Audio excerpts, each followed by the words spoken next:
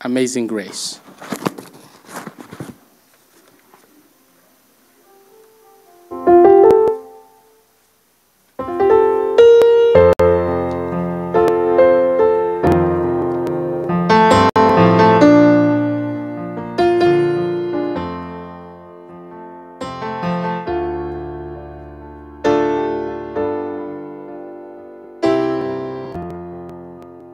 Let's sing together.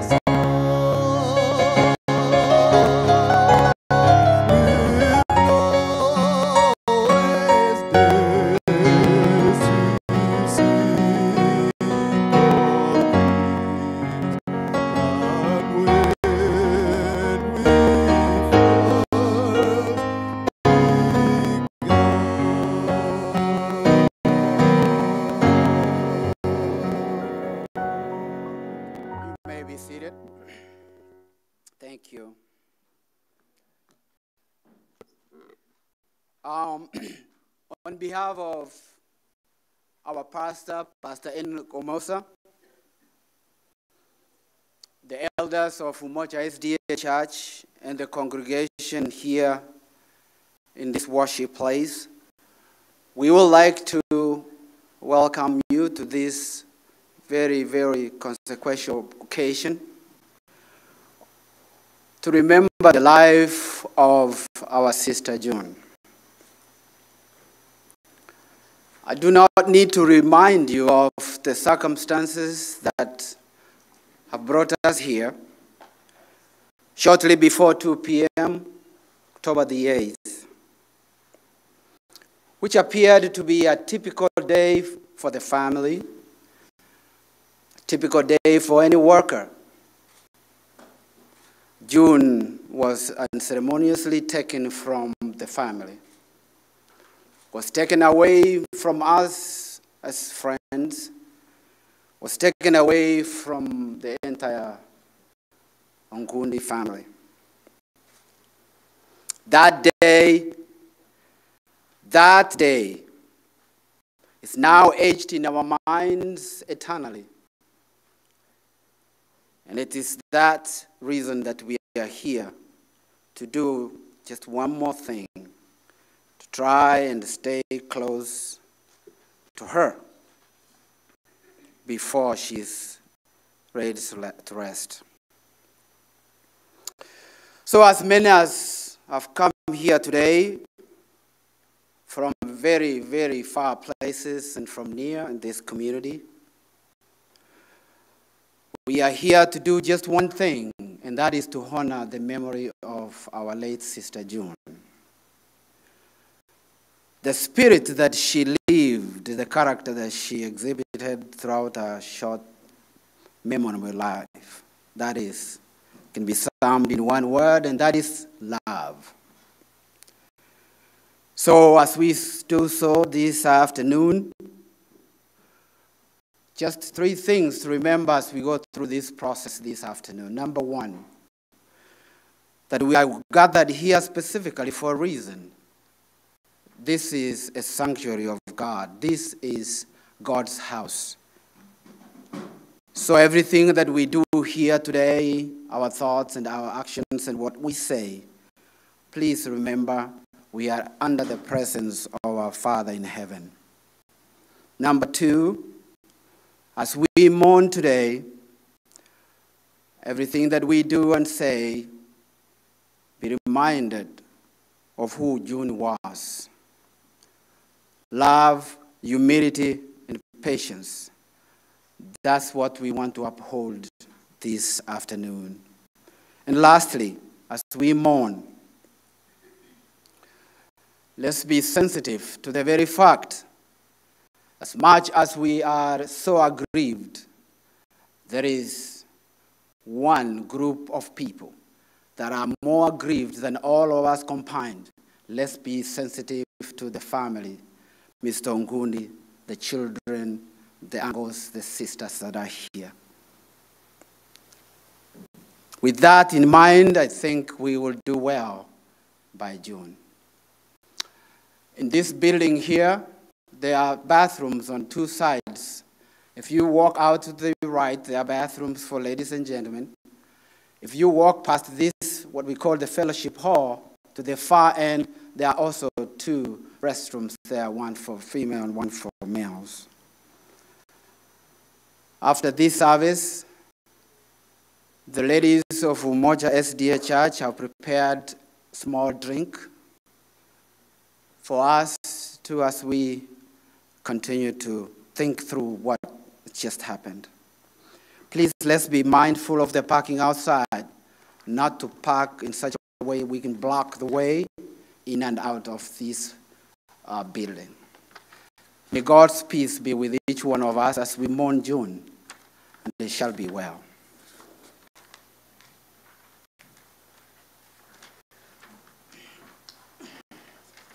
So one thing that we want to do first before we get into the rest of the program, I need not say who June was in us. She has got peers and colleagues in the profession who are very aggrieved. They want to do something small before we go into the rest of the program. So if the nurses can walk in, Brother Julius, if you can cue in.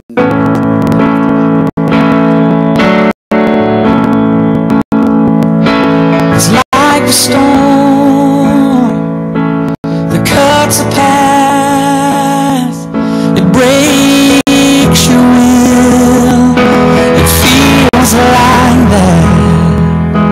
You think you're lost, but you're not lost on your own.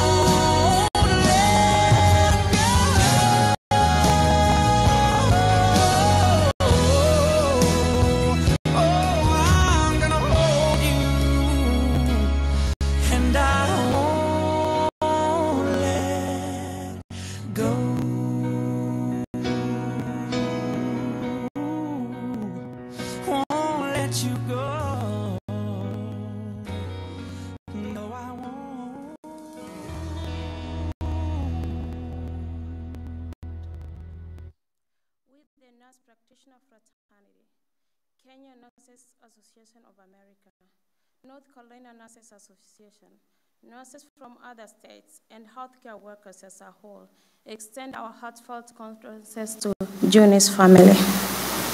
June was an example of how fine a person can be. She had a big heart, vibrant individual with a rare charm of personality. She was cheerful. She had a beautiful smile, a sense of humor, a gentle demeanor, kind and generous. At the place of work, she led staff in a way that exemplified leadership. She gave energy, commitment, and inspiration to staff that she worked with. She always shared ideas. She was bright, logical, and systematic in her thinking. Going through nursing school with 4 kids gave me a glimpse of how June worked. And all the nurses here can attest to that.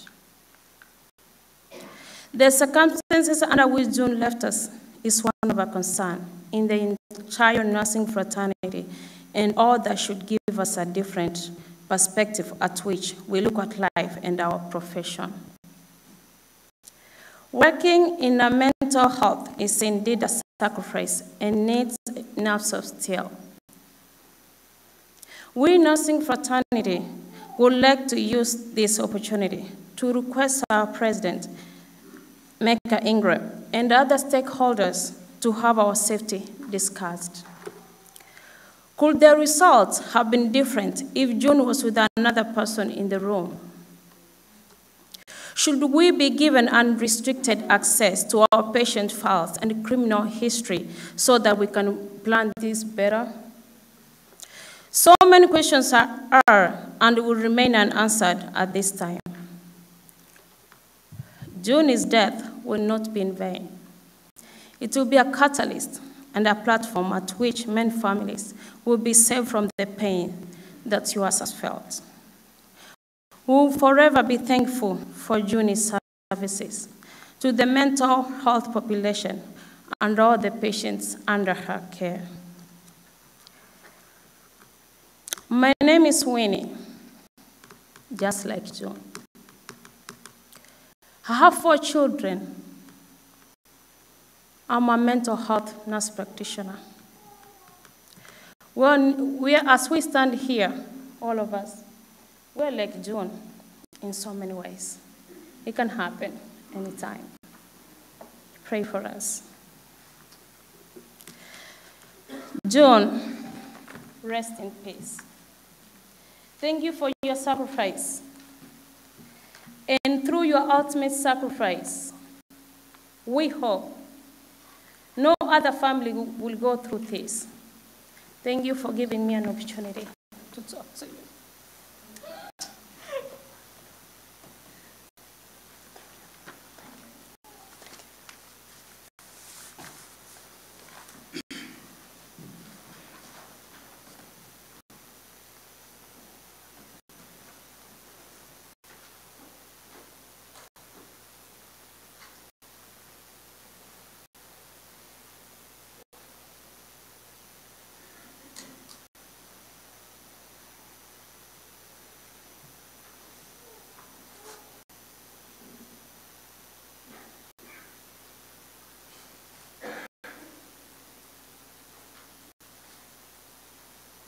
It's like a storm that cuts a path, it breaks your will.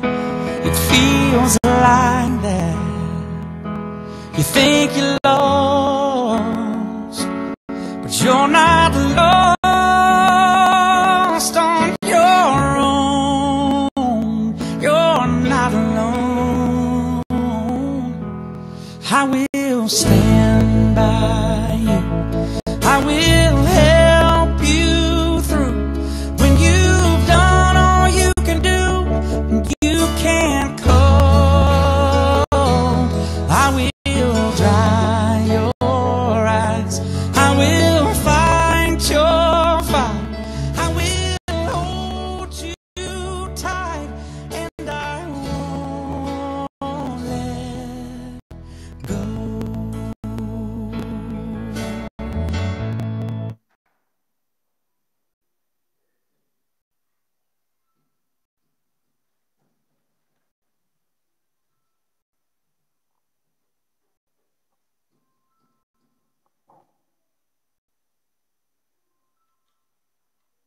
First Thessalonians chapter 4, verses 14 through 17.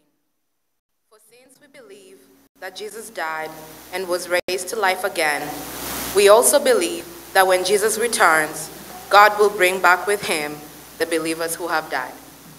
We tell you this directly from the Lord. We who are still living, when the Lord returns, will not meet him ahead of those who have died. For the Lord himself will come down from heaven with a commanding shout, with the voice of the archangel, and with the trumpet call of God. First, the believers who have died will rise from their graves. Then, together with them, we who are still alive and remain on earth will be caught up in the clouds to meet the Lord in the air. Then we will be with the Lord forever.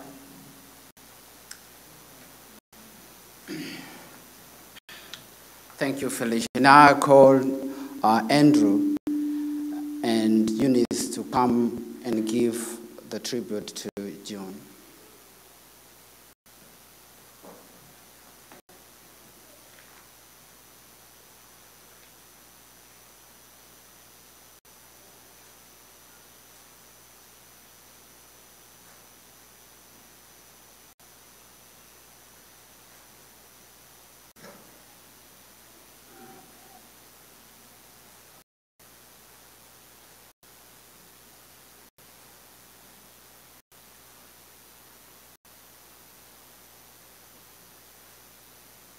stand here today to give tribute to my sister. Something that I didn't think would happen in my lifetime. I'm just going to say a few words.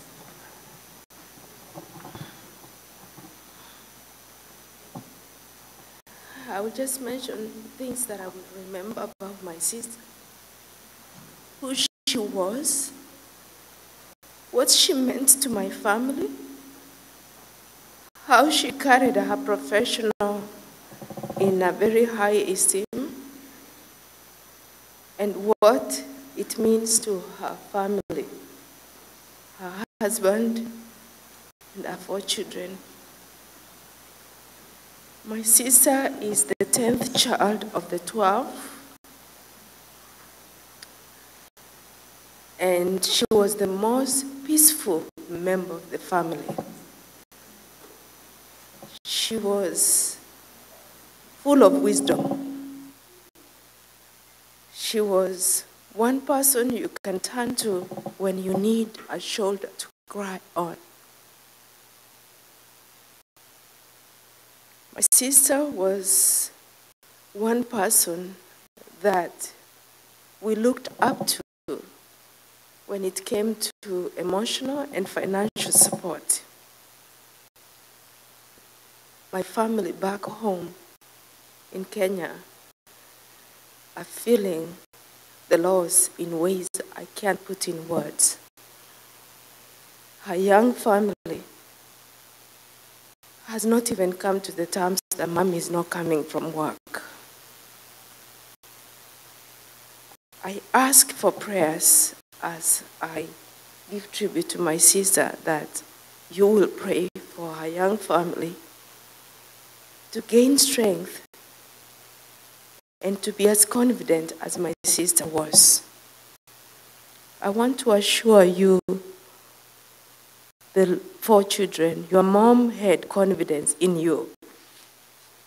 She told me this, and I'm going to remind you that your mom had a lot of confidence in you, and that God will support you as you start a life without Mommy coming home.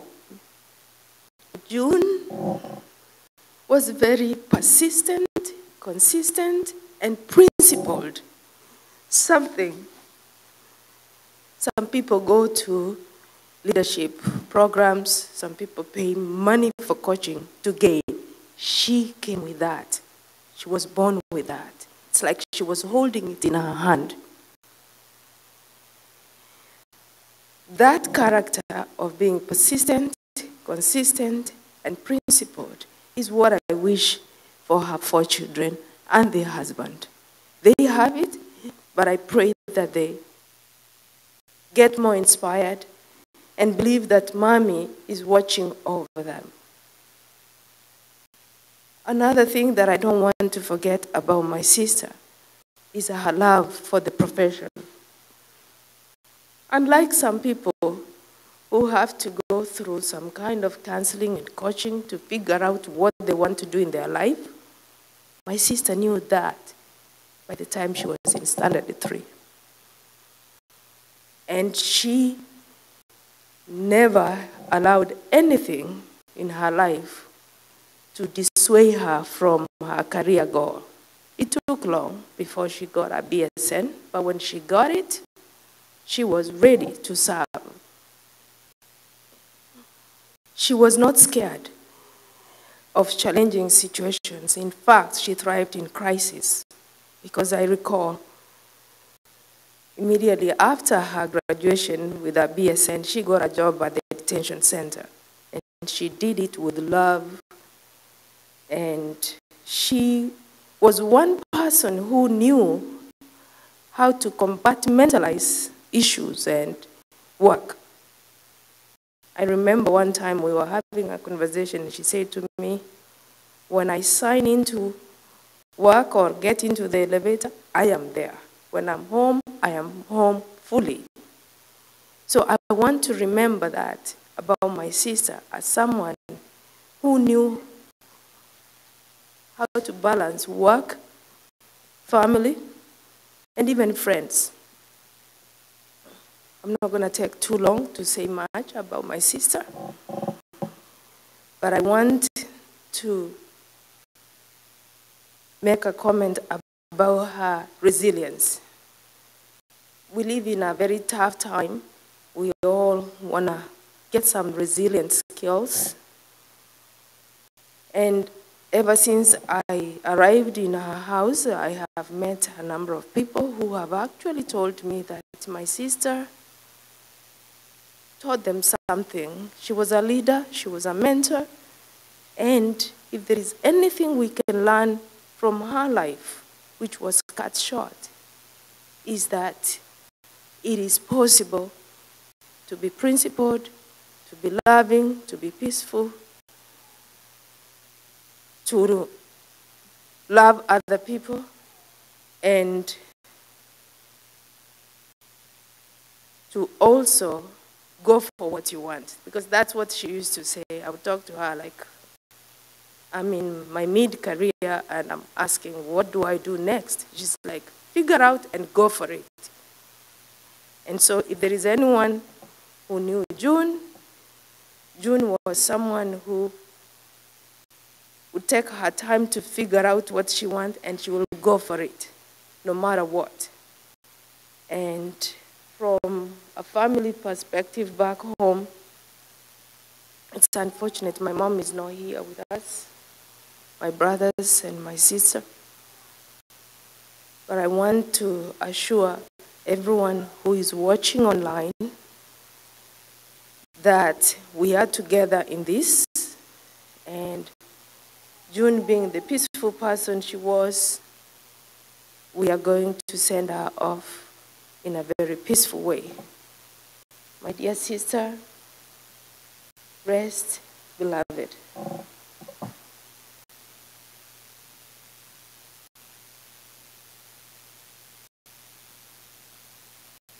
I'm going to start my speech today by just quoting one of the contributors from the GoFund, who is not necessarily associated with us, but was very much touched by the tragic death of June.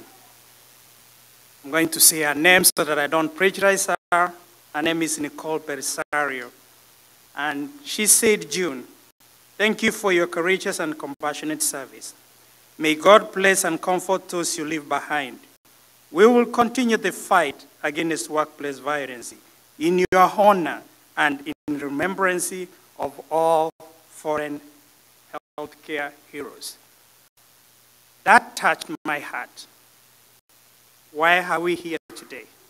The obvious reason, we're here to honor June's passing.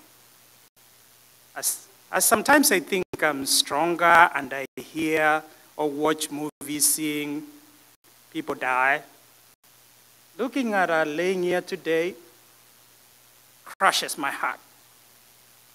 Takes me back to the very first day of which today, when we tentatively say today was going to be a Memorial Day, November the 18th, I'm just realizing it has been 30 days. The first phone call that I made to talk to Peter, the first thing he told me was crying. He said, my brother, I'm confused. Where do we start? I told him I don't know, but I guess we'll figure it out. And I guess all along, we've been trying to figure out what a journey, what a lesson, what painful moment watching those little kids coming from school looking for a snack and just realizing how dark the house is without mommy. Even though daddy tries to warm it up and make a little bit of jokes, there is always a gap that is not going to be filled by none other than the mom who is just laying here today. It's very sad. Personally, if this is not a turning moment for each and every one of you sitting here today, then I don't know when that day is going to be, because it has been, like I said, a learning experience from the community that came together and stood up for June in terms of financial support, in terms of emotional support, and the actual experience of trying to plan this that I never imagined in my life that I'll be the one standing here giving a tribute to June, my sister-in-law. It has been a learning experience. He has opened my eyes, and all of us who stood through those numerous nights trying to plan against every challenging and terrain to navigate, especially when you're dealing with differing opinions. But I'm at least comforting today that we are here to remember her, and we're looking forward for a successful ceremony on Monday that I sometimes don't even feel like I want to talk about the funeral itself. We are here today because, unfortunately, the Freedom House in Durham, where June was working, let her down. The Freedom House in Durham let the community down. The Freedom House in Durham let the children down. Why do I say this? They should have done more to protect her. They should have done more to be mindful of the dedication that each and every one of the employees wakes up in the morning and goes to provide care to the same very population that is already underserved, but that requires a little bit of more careful and diligence in terms of handling them. That man who killed June shouldn't have been in that place that particular day. Did he need help? Probably needed it, but he was at the wrong place. The facility should have done better in terms of who they accepted. At the end of the year, they'll probably be tossing champagne to celebrate their profits. What are we left with? Tears. Tears. And the children who will never see their mom. I'm a little bit more encouraged after I spoke with the president of the North Carolina Nurses Association, Mika Ingram, for the vision that she has in terms of championing to see that at least some policies, especially the Safe Care Act, that is going to ensure that there's more funding and more resources in place for healthcare workers, so that when you go home, like that day when June woke up in the morning, took a shower, said goodbye to the children, I'll see you later. She never made it back home. And more shocking is when we went actually to get a backpack that probably had some snacks that she never had a chance to eat. We brought the car home using the keys that already had some blood in it, on it. It's really sad. None of us deserves to go through the gruesome experience, horrible, tragic death like she did. But maybe she died so that something can come out of it. I can't accept it anyway, because I know it's unfortunate to go through that gruesome experience to either get some changes in place. But unfortunately, we live in a society that you need a name, you need something to go by. And hopefully, our death, like it has been said, does not go in vain. Something will come out of it. Like I said, life has taught me a humbling experience, and maybe this can also bring a humbling change and experience not only to the community, not only to each and every one of you is sitting here, but to the larger country in general, for those ones that she has touched their heart.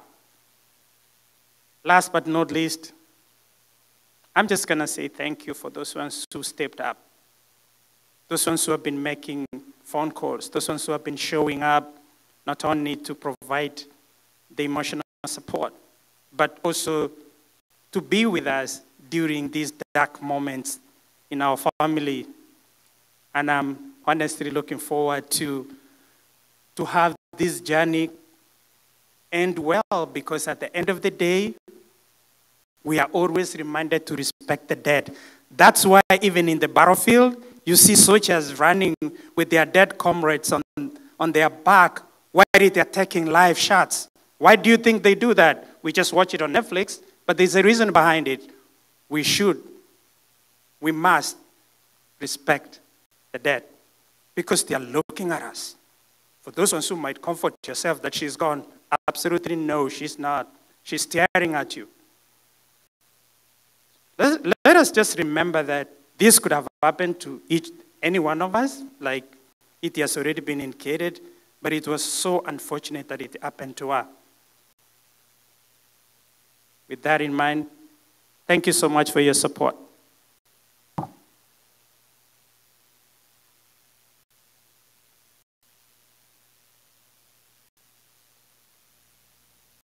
This time we will get 2 songs from Umoja SDA Church Choir, and thereafter we'll hear a word from our Pastor Enoch, Church Choir.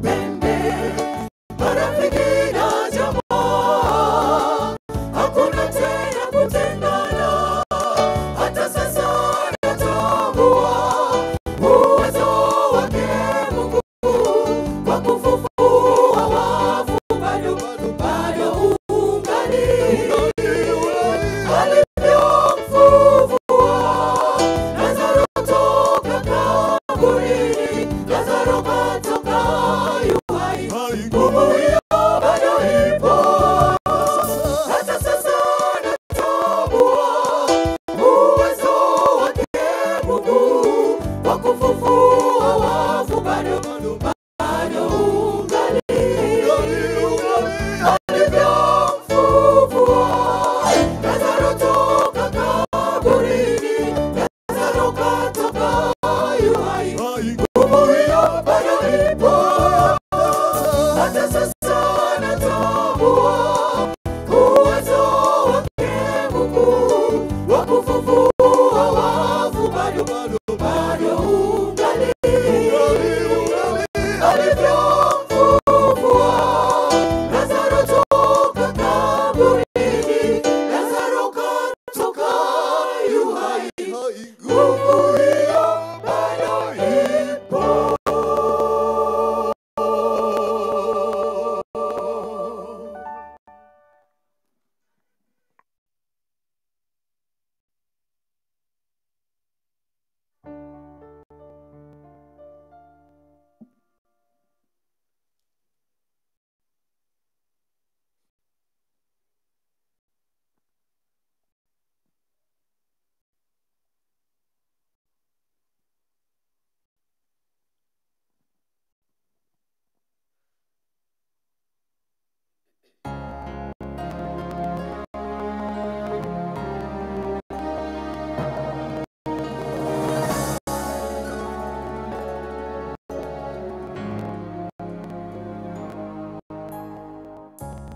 Kuna siku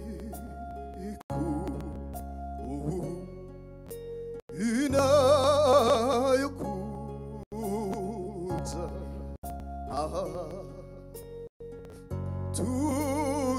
tutakapo waona wapendwa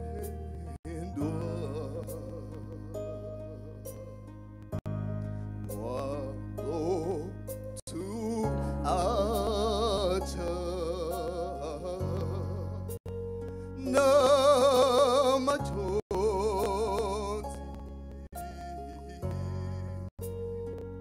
ni asubuhi ya ufufuo.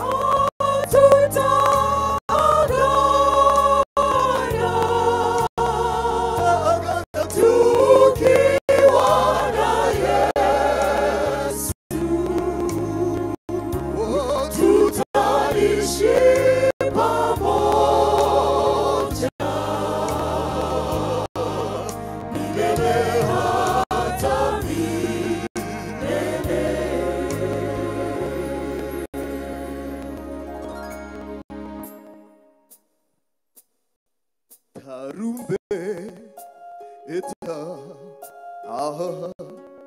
ya Bwana italia,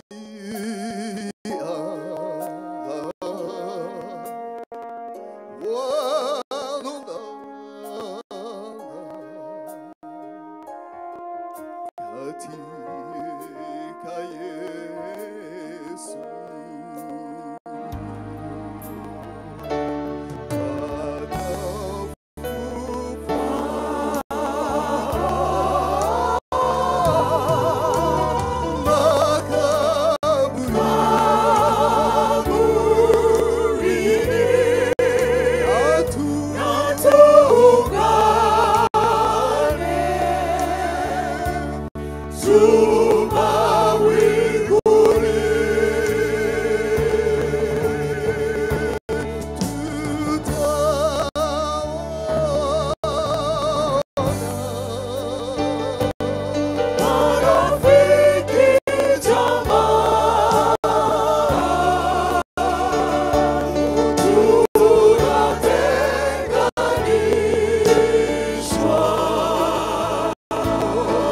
Katika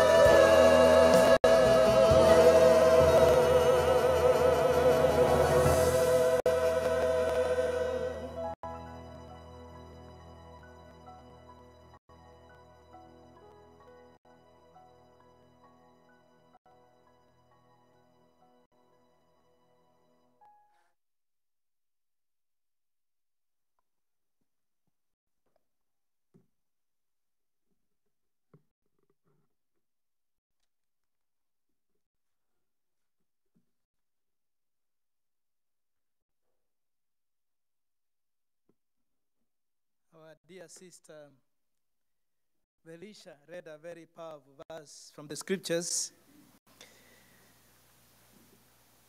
And I was encouraged when I heard her read that me and you should be informed that above all, that the sleeping of Sister June, so that we do not grieve like the rest of everyone else, but have hope. I want to assure you, Sister Velisha, because of that, I too want to have hope. I want to have hope because I believe, like you read, that when Jesus died and rose again,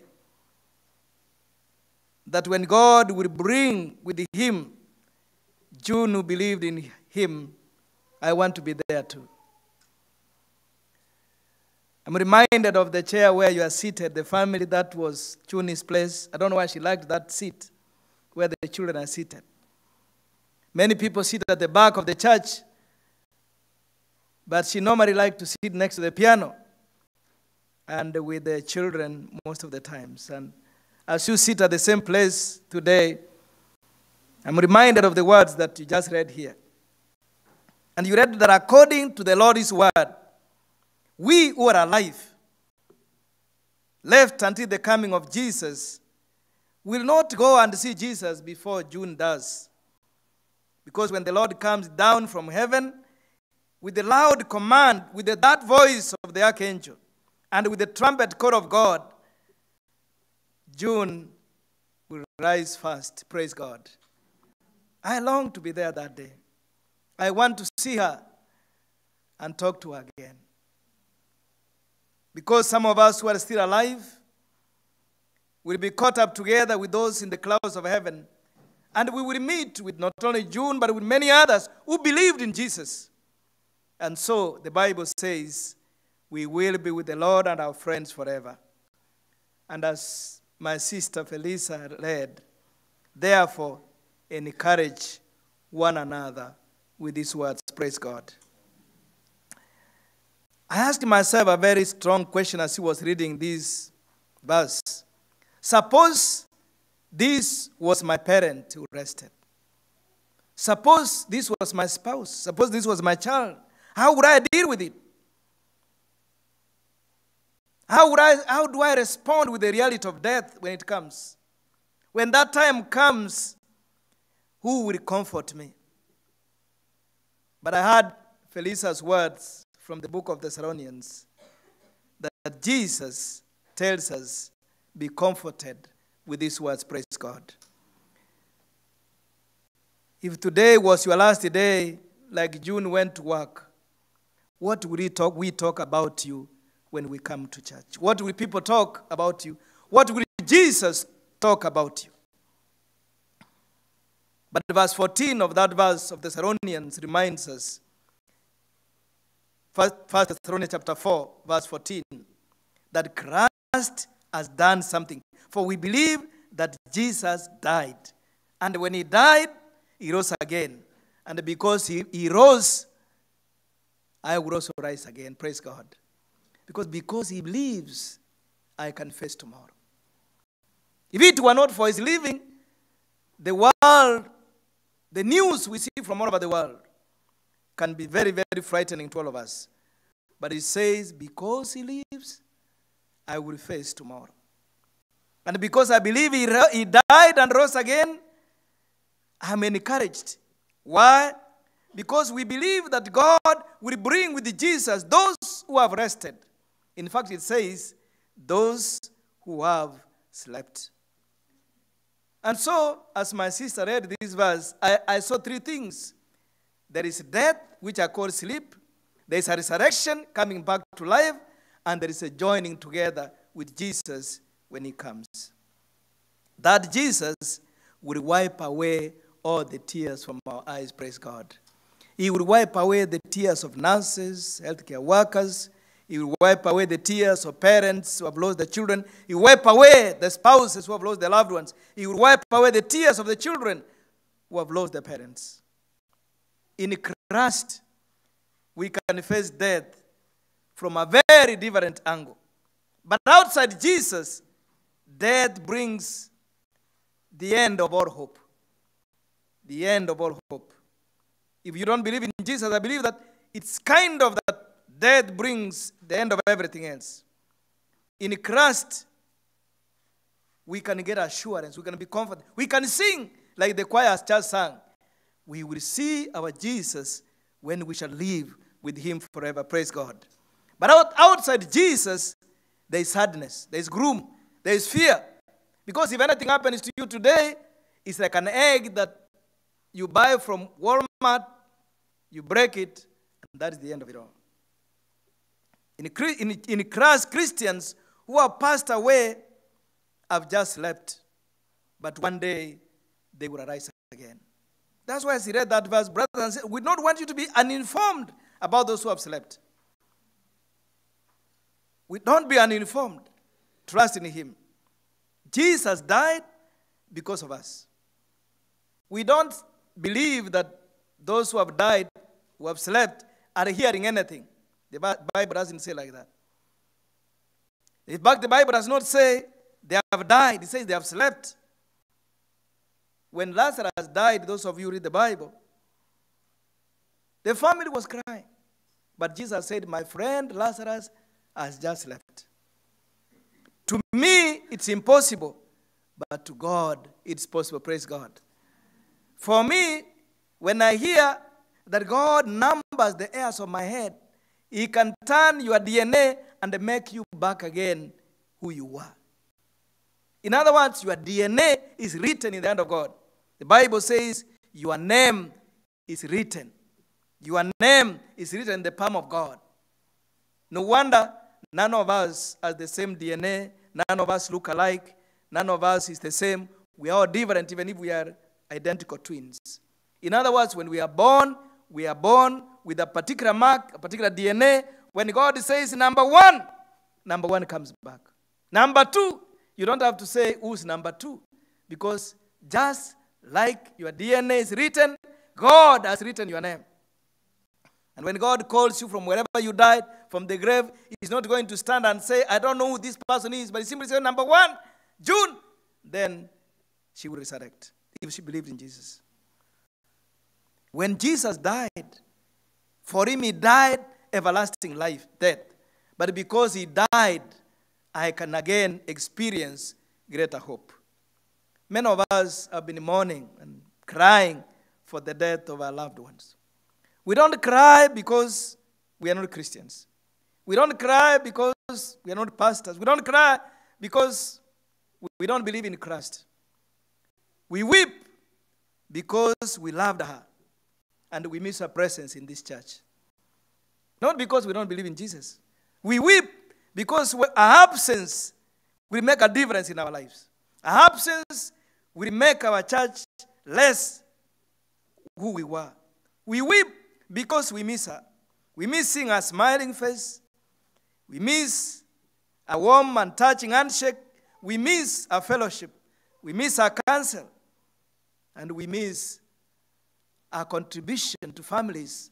What she enjoyed to do, taking food and seeing other friends. Outside Jesus, we weep.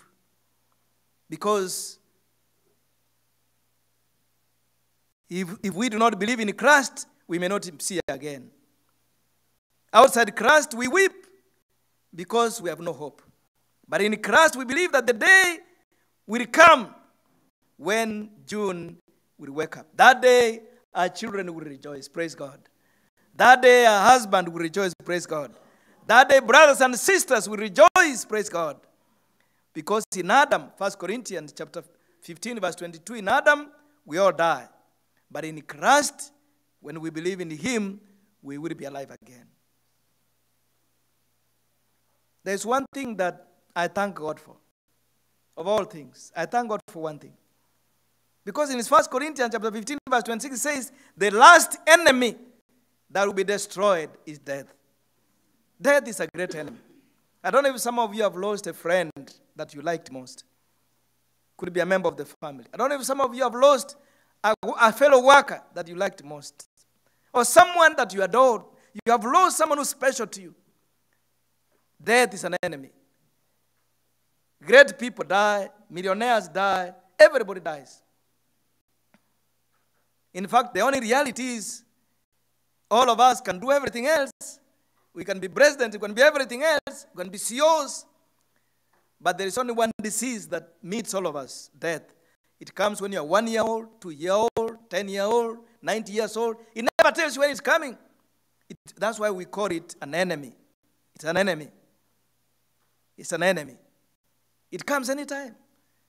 But when it comes, let it find you prepared with Jesus Christ saying, even if your enemy comes, I know that enemy will be conquered one day. I want to meet Jesus in the resurrection morning. Because it says in the verse that my sister read, according to the Lord's word, we tell you that we who are still alive, who are left until the coming of the Lord, will not precede those who have fallen asleep. Because when the Lord comes, we will meet every one of us with those who have slept. God is asking one question today. That's not me. God is asking one question. 1 Corinthians 15, verse 55. He's saying, death, where's your sting? He's mocking death. Death, where's your sting? At last, God will mock death. It's like an enemy who has been coming, and you tell enemy now, I'm here, you are Jane, where's your power? In 1 Corinthians 15, verse 55, he says, oh, death, where's your sting? Oh, grave, where's your victory now? One day, death will not have its power. Death is not an end. Sleeping like this is not an end. Not breathing is not an end. Being buried on the ground is not the end of life. It's not. We will see our loved ones when Jesus comes again, praise God. Because the Lord, when he comes, descending from heaven, will make us rejoice. Allow me to read 1 Corinthians chapter 15, verse 51 to 52. He says, listen. Listen. That's a very powerful word. Listen. Only today. Listen only today. I'm telling you something special. That's how the verse begins. 1 Corinthians 15, verse 51. Listen. That's when someone tells you listen, he has something special. And says, listen. I tell you a mystery. We will not all sleep. But if Jesus came today, you and I will never meet death. Praise God. I pray that Jesus comes before I die. I don't want to die. I don't want to sleep. I want to sleep at night and wake up in the morning, but I don't want this kind of sleep. And I pray, Jesus, come before that time comes. But if I die, I know if I trust in Christ, that perishable will be put imperishable. That mortal of mine will be put in mortality. And when all is done, death will be swallowed up in victory. Praise God. I don't want you to die too. I want you to be alive when Jesus comes again. I want you to meet Jesus when he comes again at the time that you are. No wonder, allow me to read John 14, verse 2 to 3. It says, don't let your heart be troubled. Some of you are troubled very much this morning, this afternoon. I am troubled too. But I hear the words of Jesus saying, don't let your heart be troubled. Why? Why are you not telling me be troubled today? Why? Believe in God. Believe also in me. Why? Because in my Father's house are many mansions. If it were not so, what would I have done? I would have not told you. Why? Because I'm going to do what? To prepare you a place for you. But if I go and prepare a place for you, what would I do? I'll come back and take you where? To be with me, that you also may be where I am. You know the way to the place I'm going. We are experiencing this situation that is very difficult for us. Very difficult for the family, very difficult for the children and the spouse, very difficult for members, very difficult for the church and the community. The nursing, fraternity, and all those who work in healthcare, and everyone else. Let not your heart be troubled. Believe in God, commit your life to him. A man, many years ago, lost his family. I'm paraphrasing the story and shortening it. He lost his family here in America. And as he was going on by the ship, he reached a place where the person in charge of that ship told them, you know, here is where your wife and your children sank when that shipwreck took place. He was so troubled.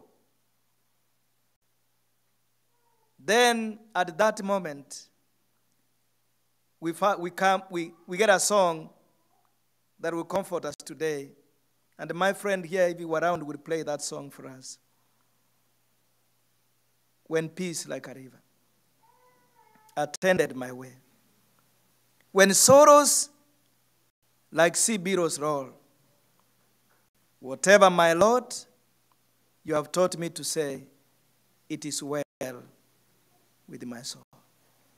Whatever may happen.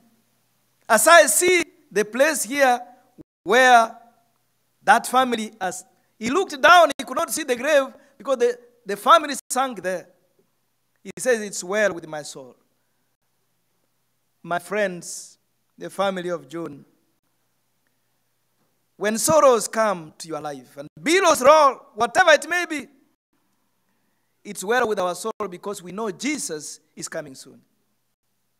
It's well with our soul. And he said, my sins may be bad. I want to confess my sins now in verse 2. Like you are going to confess your sins today. Surrendering your life today to Jesus. So that your sins will be nailed to the cross. They will never be counted on you again. Praise God. He said, praise God. And in stanza 3 says, oh Lord, please hasten the day when I will see the result of my faith. I want the crowds to be rolled back as a scroll. And I want the drum to sound and the Lord to descend. Let it be well with my soul. As we sing that song, I want to challenge even one of you, as you have never accepted Jesus in your life. Don't delay. We may have houses, we may have money, we may have cars, but we only have one life. We may have friends, but we only have one life. That life, we live it today, but we also want to live it tomorrow. We live it in this world, but we also want to live in the world to come. Jesus simply asking, surrender your life to him because it will be well with your soul. When peace like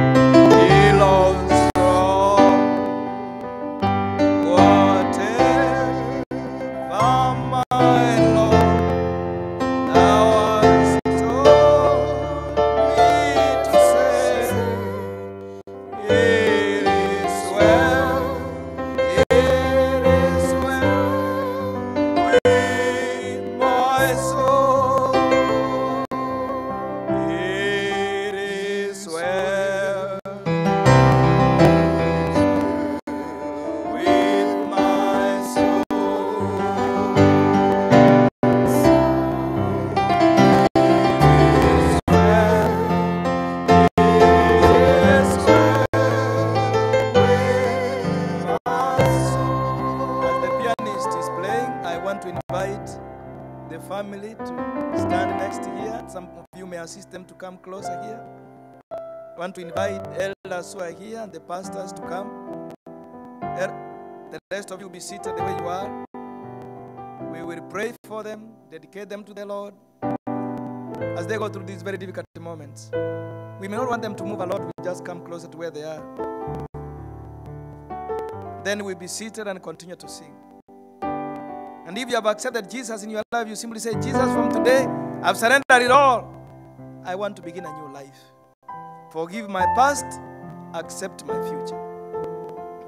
Please come, elders who are here and pastors, come closer here. The family will stand with us here as we pray for them. My sin,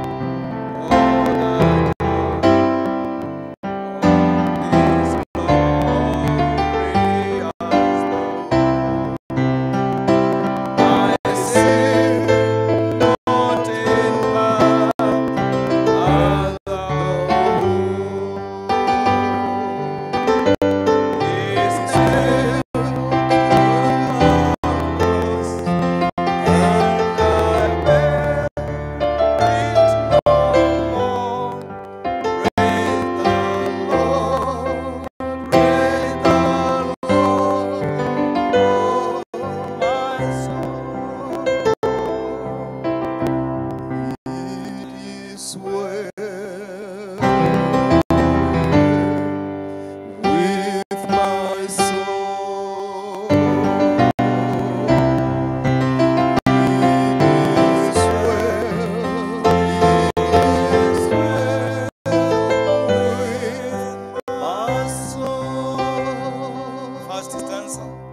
When peace like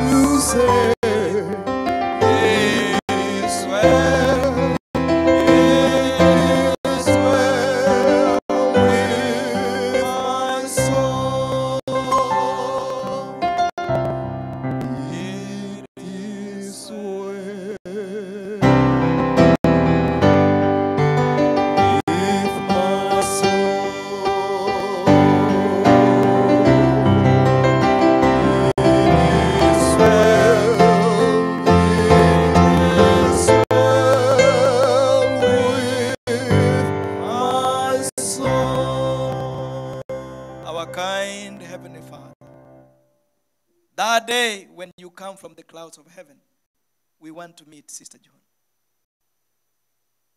We want you to bless these lovely children, each one of them individually. We want to bless John's husband in a very special way, together with the other family members.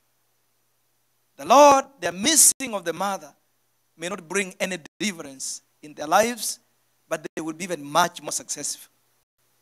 In all ways, academically, socially, spiritually, mentally, and all that June had in mind for this family.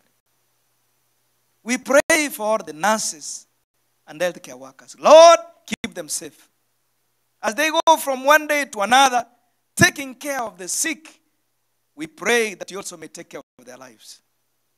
We pray for those who take care of them, dear Father, that as we all do and run institutions to make money, but you may find a way to give each one of us, even in institutions, a heart of love. We thank you that we can care for each other. We need each other, but help us to love one another, to care for each other, and to protect each other. May your grace, Lord, be seen today. May your blessings be experienced right here. Renew our lives. Make us have a new beginning. Help us to confess our sins and say, Lord, I have made a turning point in my life. I will never look back. Yes, I will have this life, but I will have a life to come again. May we continue to sing that song in our lives, because we know with you, it's well with our soul. Lord, bless us, we pray in Jesus' name. Amen. Please, elders, you can greet the family as you take them back. When peace like a rain, please be seated, tended my way, when sorrows like sea billows roll, whatever my Lord thou hast taught me to say, it is well with my soul. It is well with my soul. It is well with my soul.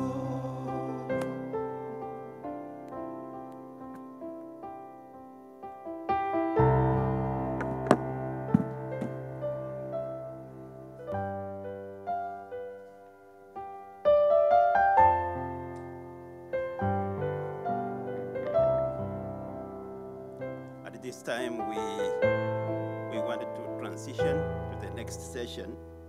And before we do that, let us pray.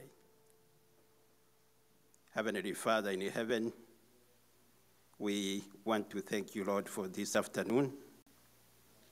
We want to thank you because of your goodness. Thank you because you have spoken to us even when we are at the lowest of our moments, even when we are mourning a time like this one, even when we are celebrating, you are still our God. Thank you, Lord, because you have given us a hope that despite of what is happening in our lives, soon it shall be over and it shall be well. We want to thank you, Lord, and in a very special way, we want to pray that, Lord, may you be able to visit the family of our brother Nkundi in a very special way.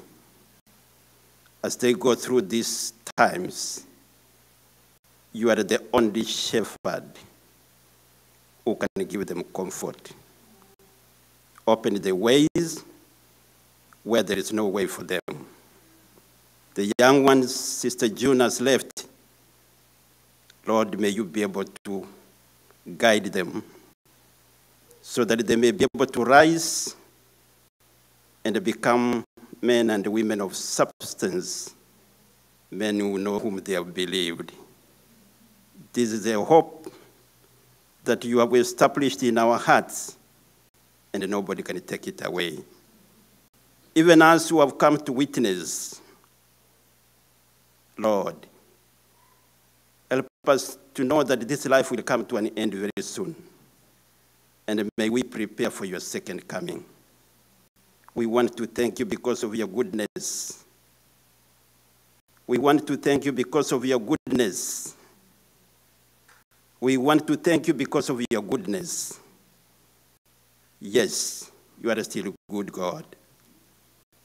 May you take us through even the program that we have ahead of us. Guide us, Lord, and may your name be glorified, for we pray in Jesus' name. Amen.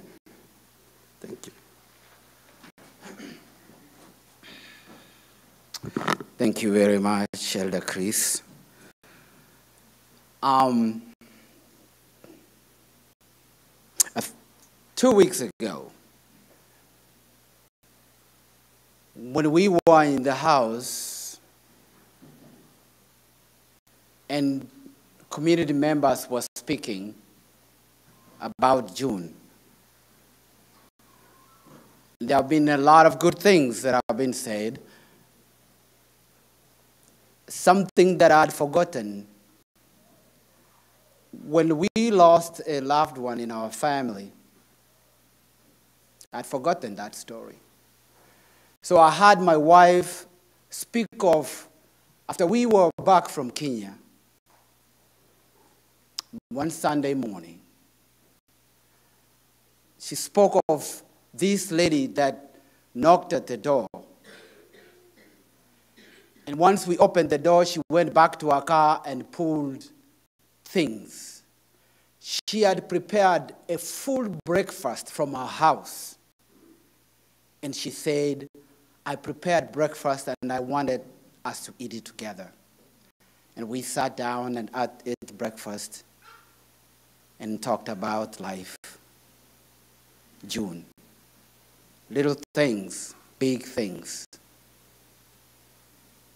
Just tells you what kind of person she was. We want to now transition to, here we've had a lot of things. But this is her day. We want to hear some more if we can. So we want to hear what you think, what others think in this memoriam. So we want to ask Brother Peter, husband and father to the children,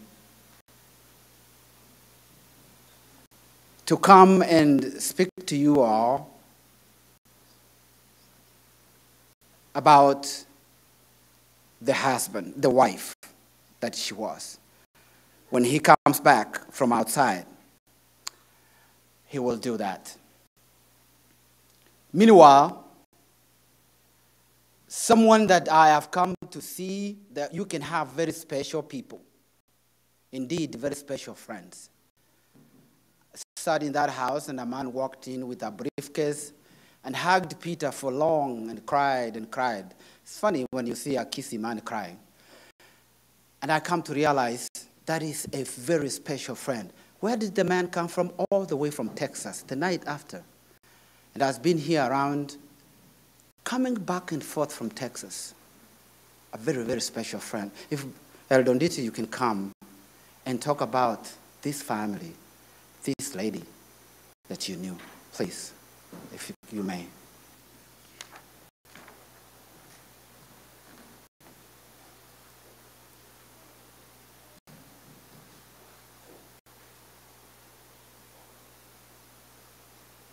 Elder Duke, the family here at Umoja, I was hopeful that my friend and cousin was going to stay in the bathroom a little bit longer so that I can say something about him. But anyway, now that he's here, I will say it. Peter and I grew up together, in Kenya, and we basically came here together almost about a month apart. Literally, when we say that we've been in the trenches together, we all came here with really nothing. We didn't even have girlfriends or money or anything. I say that to say that on one evening, and I can't remember the day, he called me. He's normally jovial, but on this day he was more jovial than all other days. He told me about this woman, that he had met, and that he was going to marry. I know how much, we had prayed and struggled to all get married to very wonderful women. And I can, without fear of contradiction, unequivocally say that my friend, with all his faults, was blessed with the most wonderful woman, ever. Following that, he was a bit, rough on the edges. You can look at him now and see how handsome of a man, he has become. Married, with 3 beautiful girls and 1 handsome boy. And that all came, because of my sister June, who's now laid here. Ironically, I only met June once. We spoke a little while, sometimes, we would want to meet, but because I live in Texas, we are running back and forth in Kenya to try to put up little guard shacks or grass huts we have there, we were not able to meet. But about a year ago, and we used to joke this, and please be very careful what you say, because initially when we first got married, we used to say that, well, we really should get together, because if we don't, one of these days we're going to be standing on the door, and the kids are going to say, well, Daddy, there's a man here, and lo and behold, on the day that he showed up, he had grown children that I had never seen, and on that day, June had called and said, my brother, I hear that you're here. So they came over to Crabtree Valley Mall, and correct me if I'm wrong, I don't even think she changed her uniform, but she dressed up the children, they basically came there, and we met. I can truly say that we have lost a pillar, within our family. I don't know how we go ahead from here. But I believe that with the help of the good Lord, we will proceed. To my 3 lovely nieces and our darling of the family line, to my nephew, Ethan, this is the moment that you now rally together. Your mother wished you nothing but greatness. The path ahead offers nothing but greatness. You just have to work with your dad. The community will be there. The nursing fraternity, as you've seen, has come in, they'll be there. The church family will be there. It'll be fundamental that we all come together and rally around this family. For those who might forget, I would like to remind you that even all throughout the Bible, these times have happened. But the Lord does have a way of reminding us of the perils ahead if we don't listen to him.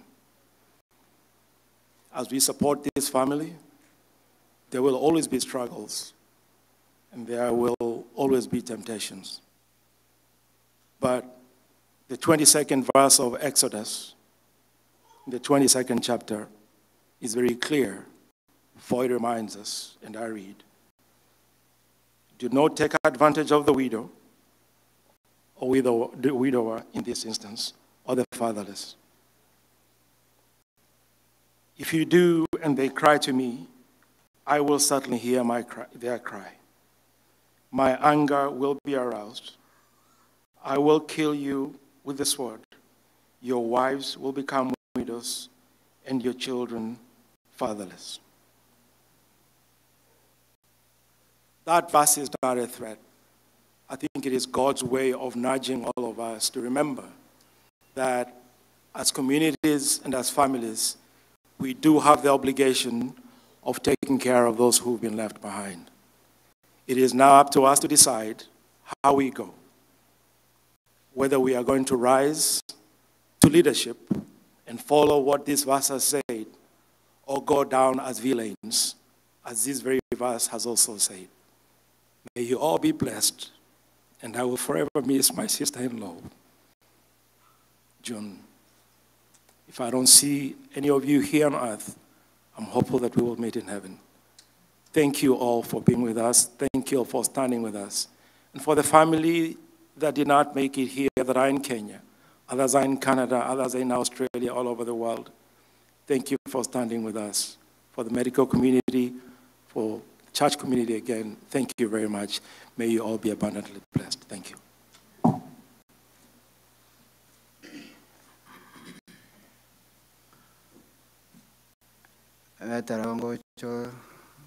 Please, if you can, say a few words. Thank you.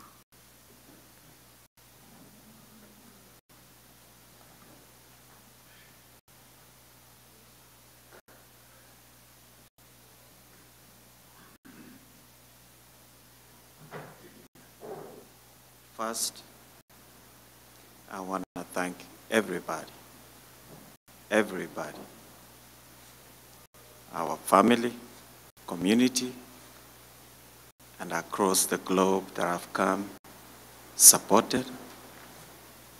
That's the only thing I can say today. Thank you so much for everybody who have gathered here, who have supported us since 30 days, almost 30 days ago.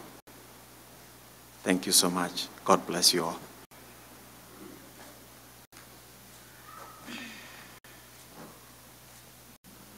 Thank you.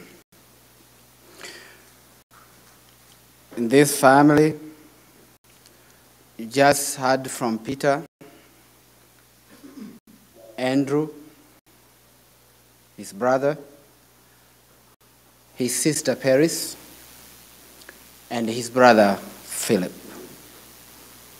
They all live here. I'll call upon his brother Philip to say a few words.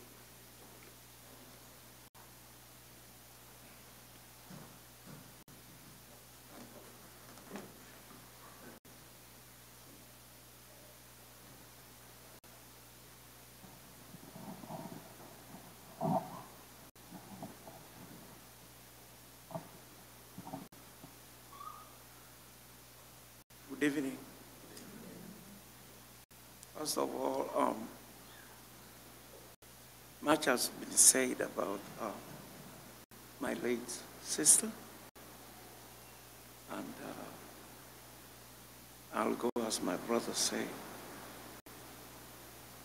because we're not going to repeat at least what people have said.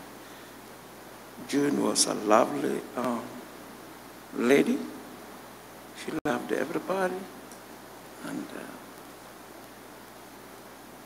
she was are wonderful. All I can say is the children, the communities here, just pray for these kids. Pray for my brother, the church, the nurses who have gathered here today. Please, let's pray for the kids and the husband, my brother, and the family in Kenya. That's all.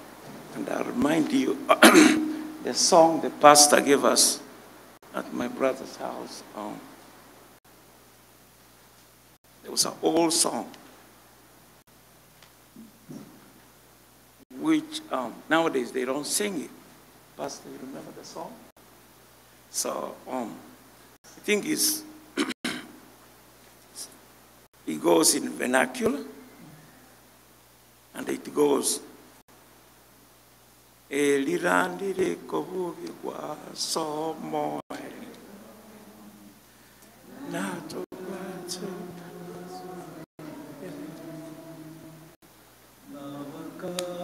abagusi mokotera lende tote yeta nimbe evakora Marieta vakora kelia Marieta vakora kelia Marieta Vakora kelia Marieta nimbe o Tukelio lio mogo kabachenu bakoboka. Abakwete kale na babokebi. Abororo na bagende na nyasaye igoro. Gakorangelia Marieta nimbe o. Gakorangelia Marieta. Gakorangelia Marieta. Gakorangelia Marieta. Gakorangelia Marieta nimbe o. Amen. You'd be blessed, and thank you very much. Thank you, Brother Philip. Brother Philip has a family. He's got a wife who's not here. He's got some sons and daughters who are also here in the congregation. Just Paris has got children. Andrew has family, and of course, that's a good family here. Earlier on, I'd said something about the church family here knew we were going to be here this time, and they had prepared something for you all after this to partake before you leave. But I know there are some people who might be going to work. So they told me to tell you that they have so much, I put it very lightly, it's not just water. They have so much food in it. If you're going to work or you're leaving, please take a plate with you, because they don't want to take it back. But after, the rest of us will have a meal together after this. Do not forget that. So now, Paris, if you do not mind, please, if you can come say some words about your sister-in-law.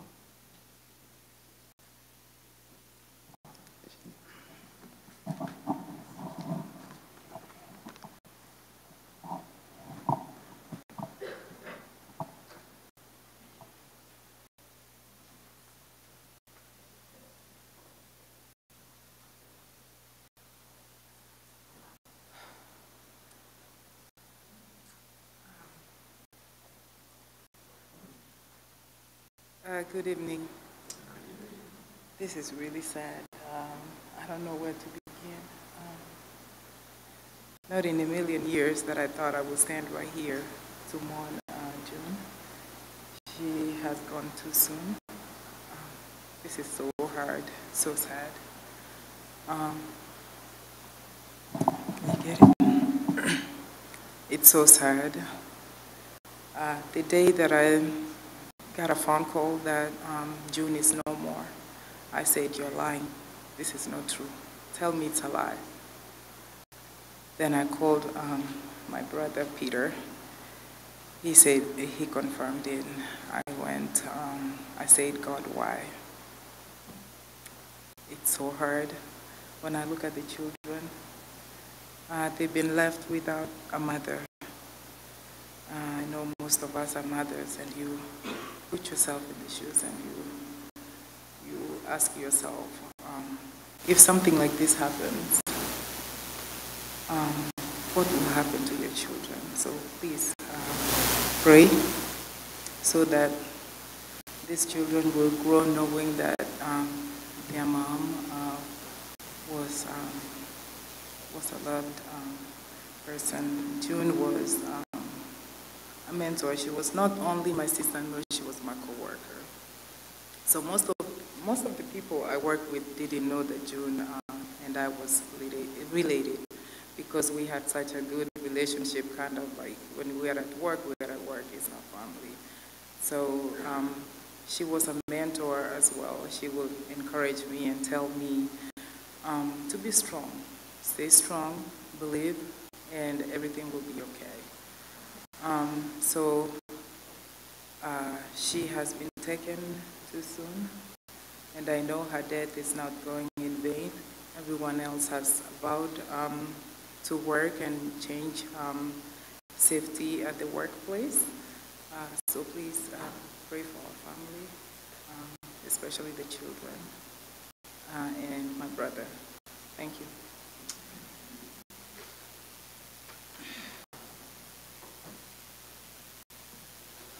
Before I call anyone else to say something, is there, I know June had the immediate family members, others who may be here, nieces here and nephews. Is there one or so who would like to say something about June before we move on?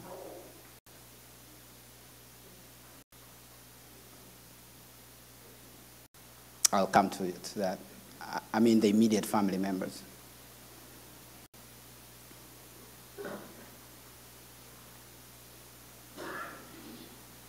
Okay. All right. So the next person I want to call is Dr. Jeria Akombe. If you can come here and say a few words, please. Okay.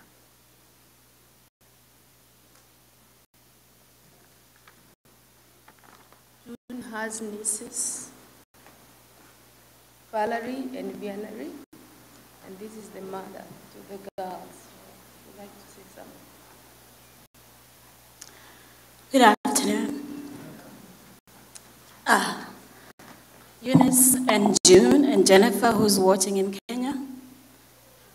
I call them my older girls. I met them many, many years ago. I think June was in Form 2 and you had just finished high school, right? So we lived with them in Chepkoria. We lived with them in Kenya Science. They were both in my wedding. We lived with them in Kenya Science.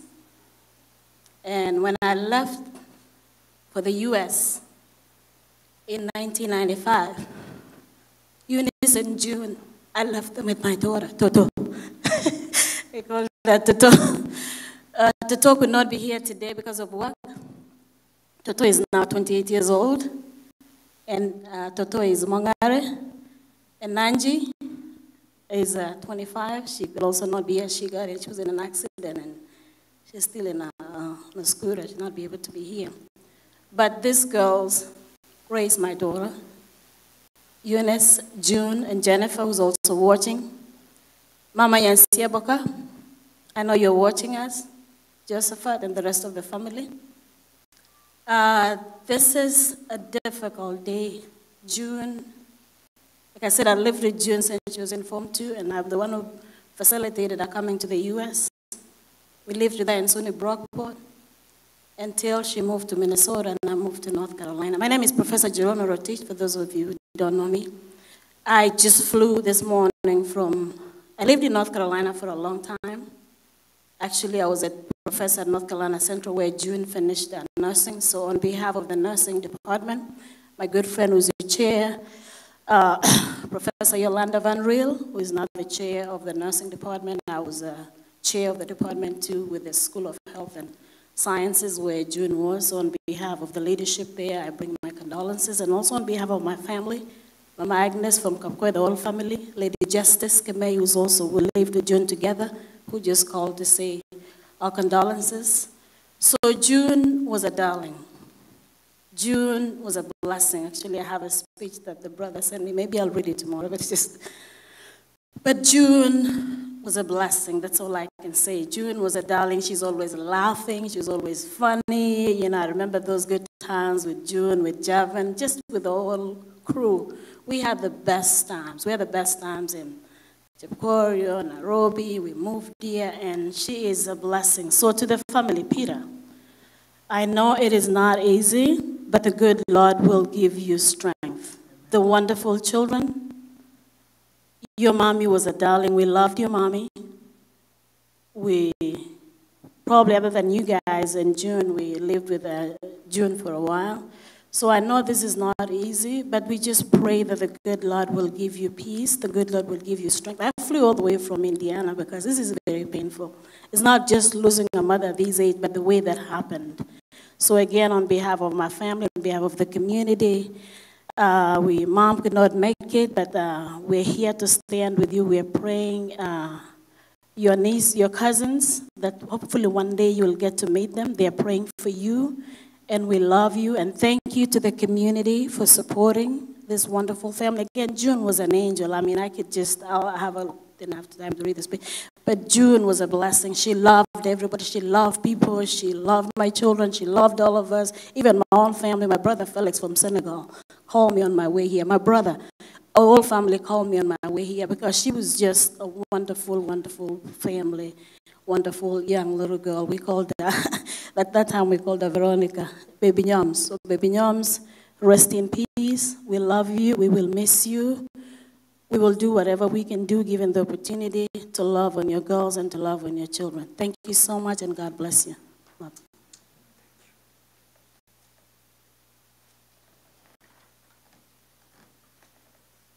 Please take an opportunity to speak on behalf of my siblings who are not here. They were trying to ask me what's going on and all that, and how they feel helpless to be here. As I say, June was the 10th child of the 12, and 2 died at infancy. My sister died 2001, my brother died 2014, and now we are left with 7. On behalf of my siblings, from the oldest, Joe Abaga Sagero, Alice, Joram, Jared, Lamek, and our eldest brother, who is like our father now, Joash Onderi Abaga, I bring your love to June, who you loved so dearly. When I spoke to my youngest brother, Lamek, he said June was the shoulder that he cried on. June listened to him in his lowest moments. June never judged anyone. As I said earlier, and I'm not going to take too long to mention about her tributes because I'm speaking about how my other siblings felt about June. Sometimes we find people who are go-getters, and sometimes we have go-givers. June was both of that.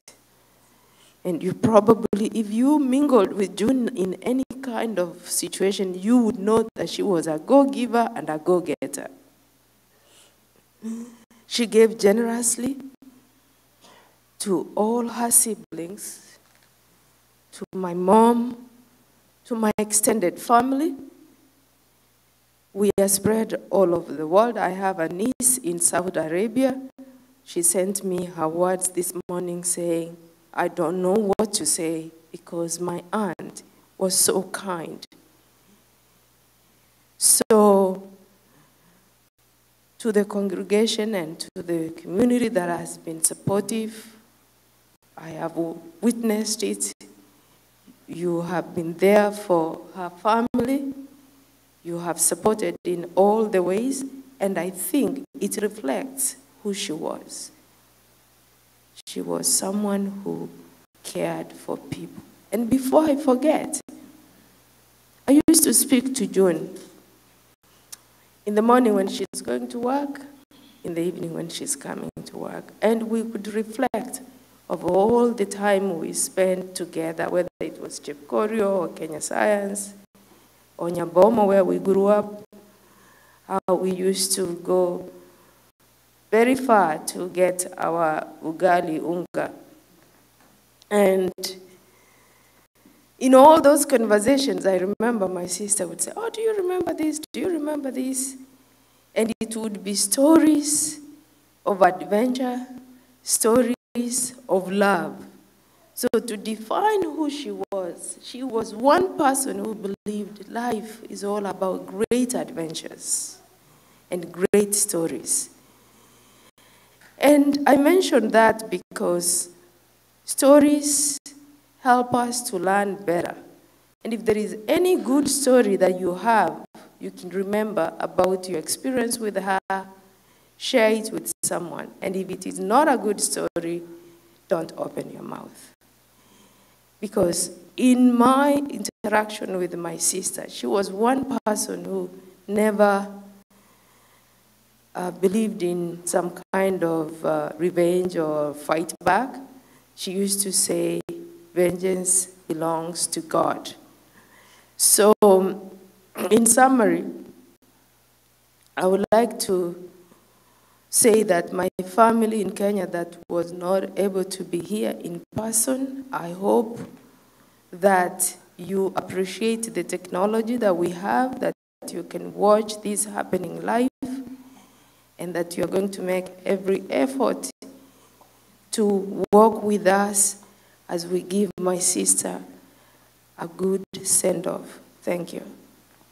Thank you so much. I know, family, you're watching. Joe, you sent a message. I may be able to read tomorrow, not today, because it's long and I'm probably printed tomorrow.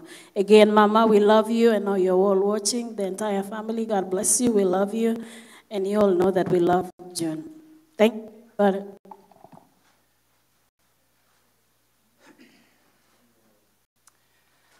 I know you are not going to be tired because we here precisely for one thing, because we just want to spend time together here. It is probably going to be, this is like 2 days from now, June will be ready to rest and we'll not see him until we see her in heaven. So thank you for your patience. Before we continue, there are some few people who are going to speak. There are some other family members who are delayed and some really close friends who want to get an opportunity to see June, because there's this gentleman here have a time that they will leave. So we are requesting them to open the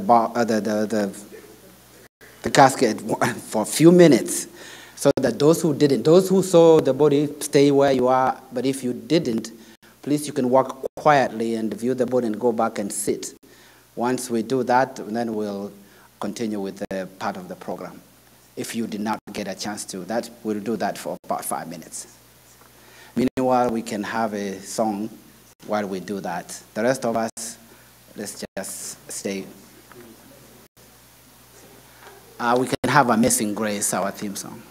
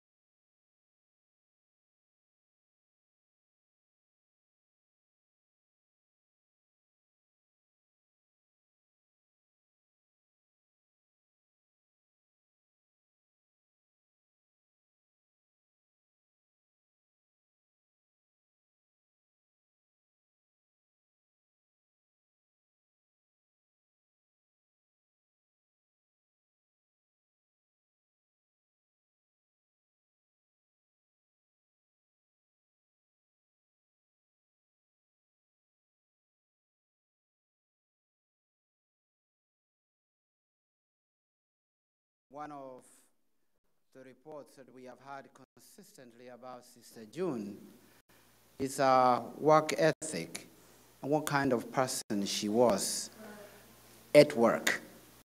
When she worked at the Central Prison, she worked with a lot of people there. And one of the supervisors that worked with her is here. Her name is Sarah. Sarah, could you please come and speak about the person that you worked with at the Central Prison? Thank you.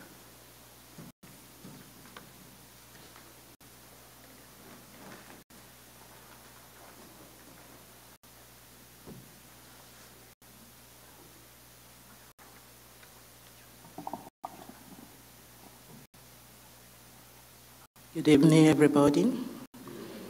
My name is Stella Ajibolo. It might be a sad gathering, but when you look at the life of June Okondi, it's a happy gathering. God will not call anybody home if it's not the time. June has spent years on this living land. She spent it well. She spent it beautiful. She married to a family that loves her. She has beautiful children. And most especially when we work together at Central Prison, and I have a pleasure to work with her at WakeMed too. It's a pleasure to work with her. She takes her job serious. And it's unfortunate. We work at Central Prison where we think it's going to be a little bit difficult. But she passed through that. She has a big heart of caring for people. And with that, God is the rewarder of everything that happens into somebody's life. She may have gone beyond, but she left behind the children. We never know how God is going to turn to reward the children, her generations to come, with the good work she has done. Even though we mix June today, but one day, we shall all meet at the river. Let me read this lyric of Shall We Gather at the River? Shall we gather at the river, where bright angel feet have trod, with its crystal tide forever, flowing by the throne of God? Yes, we will gather at the river, the beautiful river. Gather with the saints at the river that flow by the throne of God. Soon we will reach the shining river. Soon our pilgrimage will cease. Soon our happy heart will quiver with the melody of peace. Yes, we will gather at the river, the beautiful river. Gather with the saints at the river that flow by the throne of God. I take this time on behalf of the CP family just to say, Brother Peter, the Lord is your strength. The children, your mom might be departed physically, but spiritually, women don't leave their children.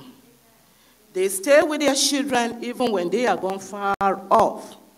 In this, I want you to have the counselor that your mom is with you every step of the way. Her spirit is guiding you. Her spirit is going to lead you. Her spirit is going to prepare you for the journey of life. We are so sorry. I can't even comprehend it, but I know God is in control. Thank you.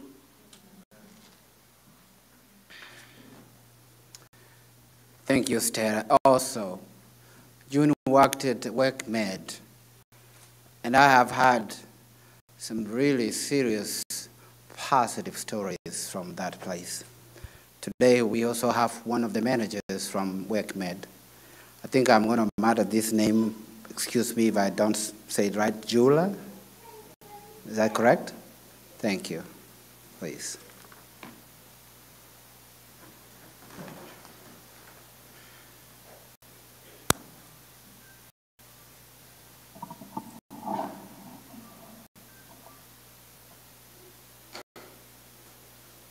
Good evening, everyone. My name is Jula Pani, and I have had the privilege of working with June, not only as a supervisor, but I have worked with her on the floor.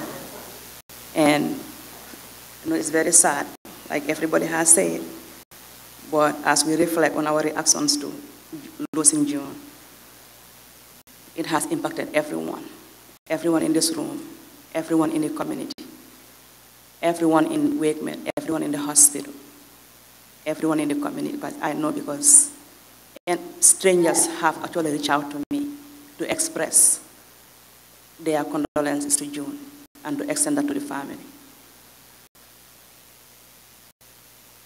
I know losing June is very senseless. We don't have the answers. We have lots of questions, but unfortunately we may never have the answers. It is very devastating to everyone. As we embrace the days that has passed and the days that are coming, I want us to find comfort in knowing June was a beautiful soul. June was one person whose glass was always half full, no matter what was going on in the unit. Every time I rounded with June, she would go home, go to your children, I got this. She never fails to be positive. Whenever she is the charge nurse, I don't have anything to worry about. I can be assured that everything will go well because she will take care of it.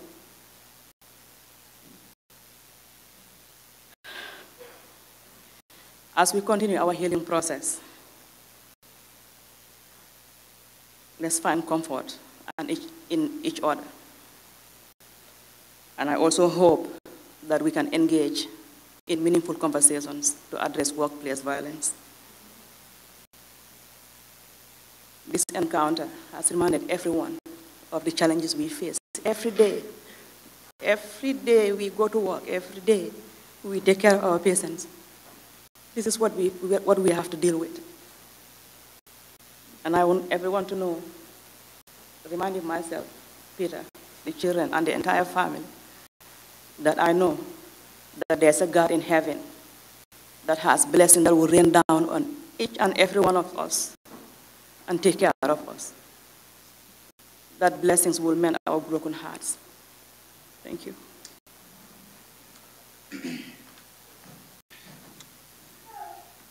Thank you. I was corrected that Dr. Jiria will be here Monday, not today. So thank you, Brother Andrew, for updating us on that. Now, I'm going to call upon one more person, and that is Dr. Irene Machuki. If you can come and say a few words about June, please.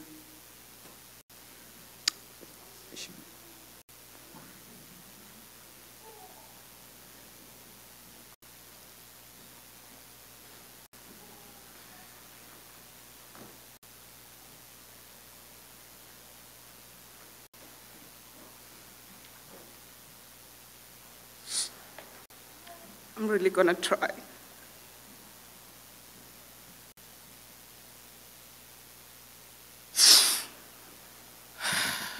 I have lost a very dear friend, my childhood friend. June and I grew up in Kenya and Nyabomo together in the same village. Here, the children, the Nkundi family, just give my condolences. We have lost a great person.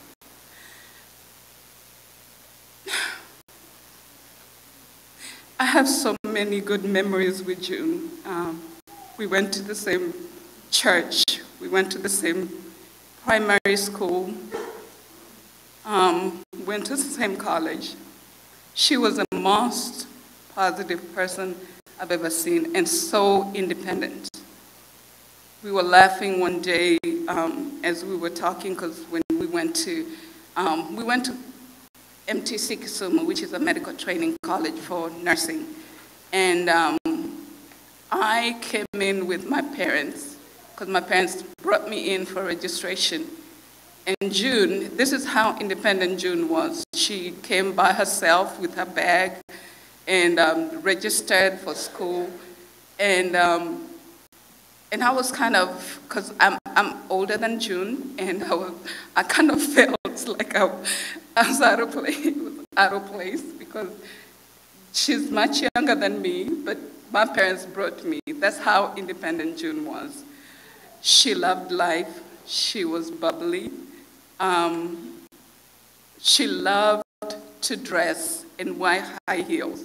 She said she wasn't too tall, but her mind was so strong that she felt like she could command anything, anywhere, any room. I remember when we were in MTC Kisumu, like it's a long hallway that you had to walk through. In June with her, I remember she had this beautiful long dress that she used to wear, and she said she didn't have to wait for an occasion to wear the dress. And she would wear that dress and just walk, and with her high heels, and you can imagine on the hallway, she's walking a long hallway from here maybe to the main road, and she's just wearing her high heels and she's just walking through the hallways, and and we always love to call her Baby Nyoms. Everybody called her Baby Nyoms. I have so many good memories. I have lost a friend, I've lost a colleague, I've lost a childhood friend. We talked a lot.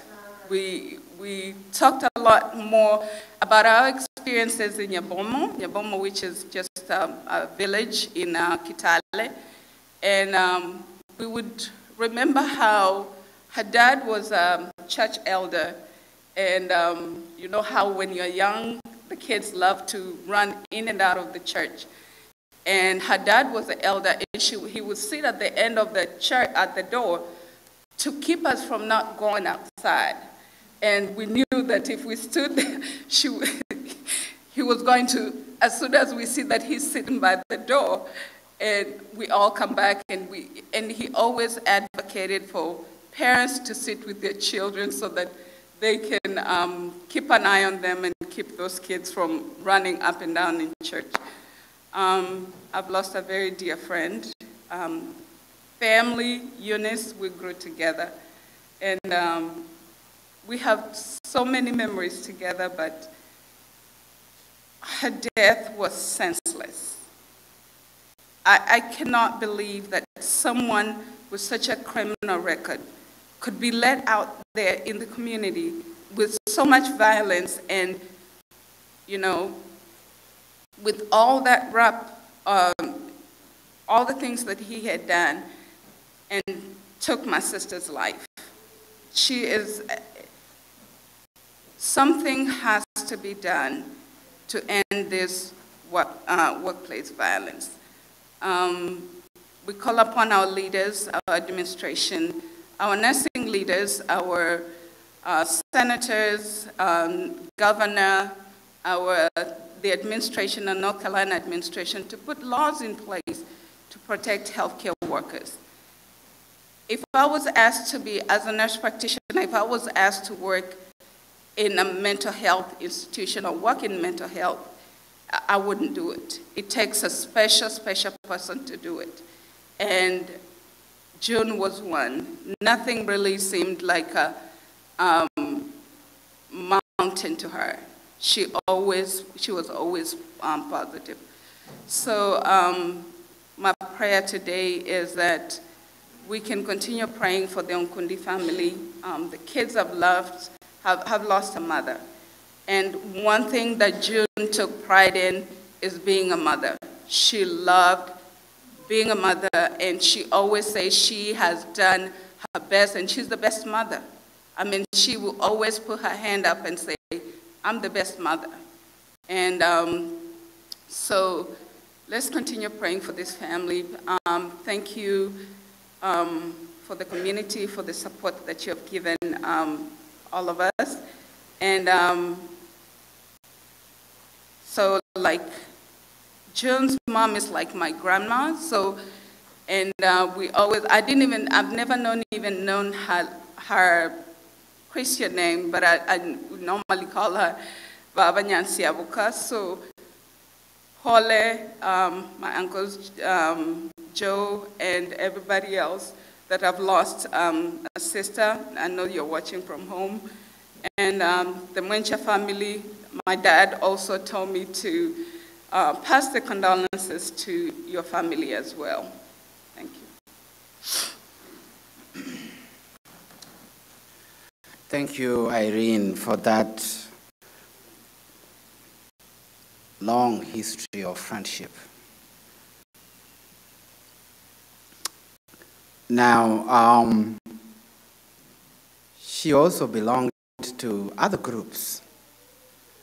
She belonged to a women group in this church. She participated in the activities of this church. So I'm going to ask one of the women here in church to come here and speak about June from that perspective. If need be, one or two, but at least for one, at least to start off. McLean, you wanted to come and talk about June, please?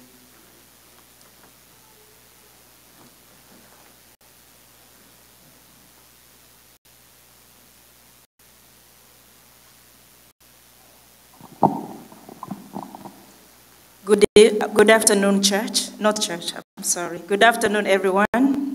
We are in the Church of God. So I know I'll be here in two pieces. First of all, on behalf of the Kenyan Nurses Association in America, I know Dr. Julia was not here, but I think yesterday we talked very deeply. I sit in their committees as part of the North Carolina group, and I just want to bring condolences from all the nurses across America, and actually it is a very young group of nurses who have come together to join hands and even talk deeper on the things that affect us in workplace and our professionals. And it happened that deeply we were hurt the first time because of this June's death. And we've been working together with the family of June. I'm sure we have had a lot of meetings. What I want to tell you that there is so much tears out there from nurses who could not be here today, from our leaderships across the state, not from California, from Texas. Actually, they sent greetings yesterday when I spoke with them, and Dr. Julia will be with us here on Monday. So, and also on behalf of the North Carolina East African Nurses Association, I mean, not association, but nurse practitioners, everybody just, this death was just so painful for us because we walk in the same shoes that June walked actually. Like, I am a mental health nurse practitioner. I see patients, I leave my house every morning and expect to come back. So we cannot really separate ourselves from the journey that our sister June has walked through. So when one of us is fallen, we are all hurt. So for the family, Mr. Unkundi, and your lovely children, we want to bring our sincere condolences on behalf of the nursing fraternity. Not just the Kenyan Nurses Association, or I know the healthcare workers here who I've talked to, they have said highly about June. June is a dependable worker, and I trust all the words that have come from all the co-workers. The tears have rolled their hearts, but as we stand here in this church and honoring the life of a person who has worked greatly to make a difference in her family and also the community. we want to honor her, and we want to say that this is not going to be the end. We are going to be here for you, and especially as nurses. And also, when I come, I know I didn't get to whatever, on behalf of the women ministry. I am one of the leaders of the women ministry in this church. So I wear so many hats when I'm out here. So in this church, I wear the women ministry church. One thing I can tell you about June, and it's not like I have had evidence about June. And also even those parents who are in the Pathfinder. Remember when we were asking for dues of the Pathfinders, do you know that June could actually pay for almost 2 years ahead of everyone when everybody is just struggling with one? He knew, he was so positive that this is going to make a difference. When it comes to Pathfinder, June was the first one to respond. And that is the kind of a parent that you could wish, like, what are the best wishes that she wished for her children to stay in the church, to stay in the Pathfinder. But sorry for the COVID that hit, that now they separated us. So the family of June, our dear children, we are mothers. And many of us, we are here mothers. We have lowered our tools today to come and support you. And as a church, we'll be mothers of June's children and take care of them. All the Campris, or wherever I'll be, I will be the mother of these children, especially if June, just to represent June. And in any case, whatever assistance that you need for us in the church, please just reach us out. And also, as mothers of this church, I know that most of them have come to your house several times, bringing food. And June, like everybody has said, whenever we call for food, like Elder said there, even if she's not able to present her dish, she will find her, navigate her way to get that food to that home that is ailing, or that home that has gotten a loss. So June was very passionate. June was very loving. June was very dependable. June was a great mother. June was all the descriptions that I can describe here today. So I want to pray for our children who are seated there, and the husband, please. We pray that God can fill that vacuum that has been left by Sister June, so that he can lead you. It is just God who can take us through this. And God is the only one that I can tell you that today that we can all depend on, because we want to witness one day in the resurrection morning that we shall see June.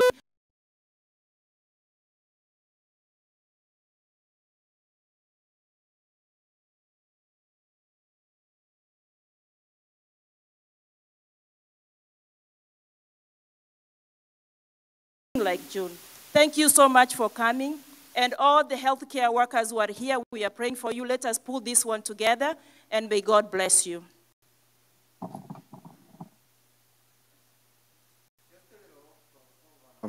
After 4 o'clock, according to the program, it's time that the body will be transitioned back until Monday. So I will go ahead and ask that you do what you need to do while they prepare to wheel the body out. As they, we will honor June one more time. Once they are ready, we will stand up as they roll her out. And then once they are out of the door, I will ask that all of us to sit back again so that we can finish the remaining part of the program. Meanwhile, Julius, if you can cue that, and then as soon as they start rolling out, let's honor her. Okay, thank you very much. Is there any one other person, a lady from Umoja, who would like to say something about June? Just one more. Thank you. Her name is Miriam. She happened to be my wife. So. Good afternoon. Is it evening or afternoon? Good evening, everybody.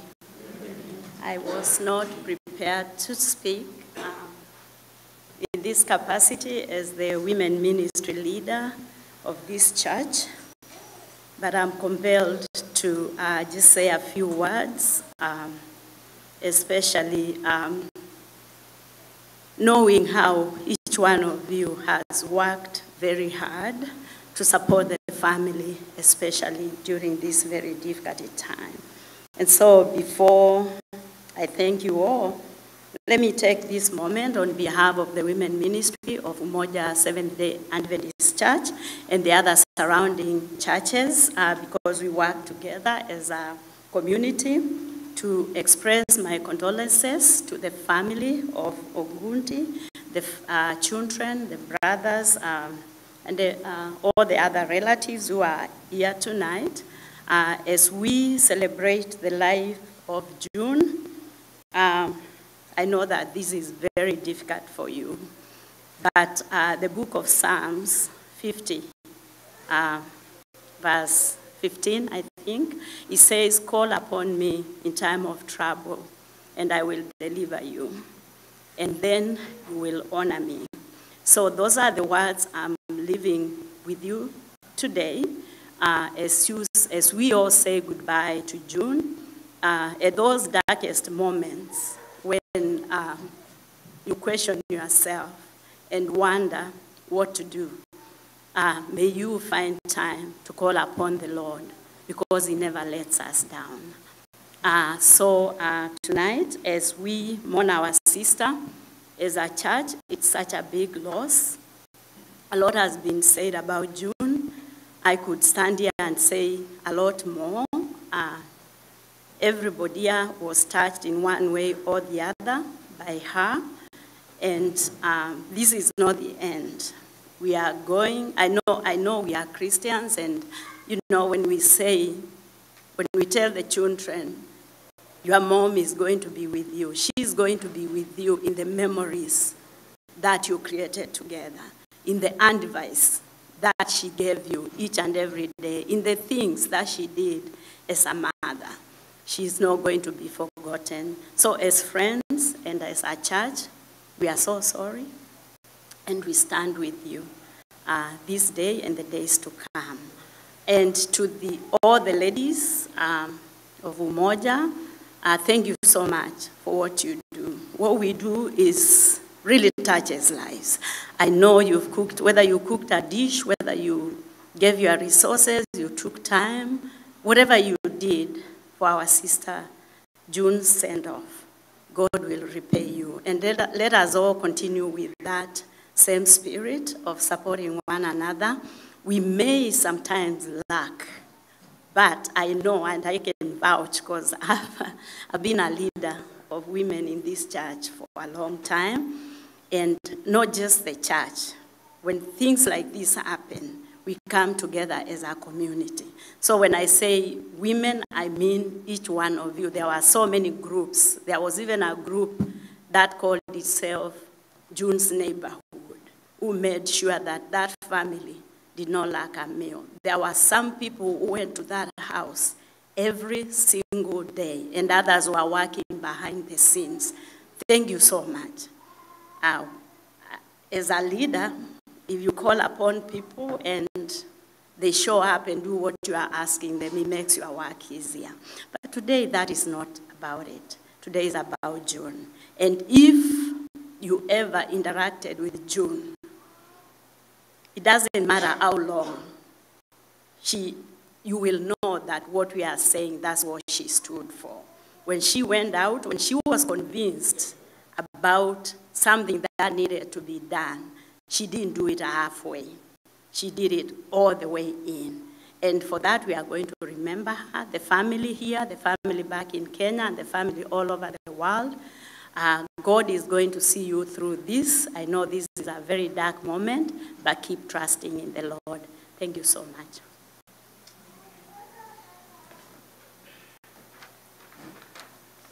Okay, thank you, Mwikari.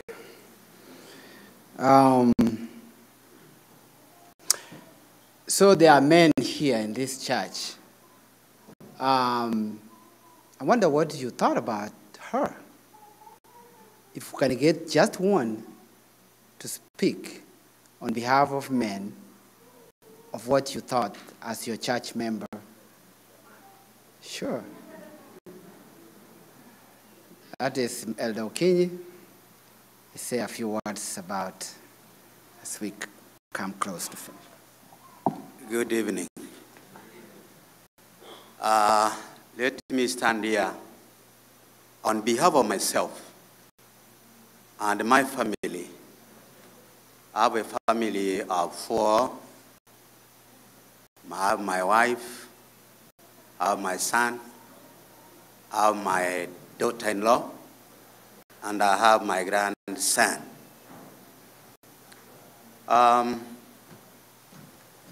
Let me also talk a little about June. I came here, this country, in 2010. And in 2011, after 9 months, I lost my son, who was so dependable to me, so brilliant, so good. And then I did not know many people here. But that lady who has been moved outside, with Peter, they came to my house. I didn't know them. They carried a lot of food in terms of drinks and solid foods. They stayed with me in the apartment I was living for a long time, talking to me, trying to comfort me.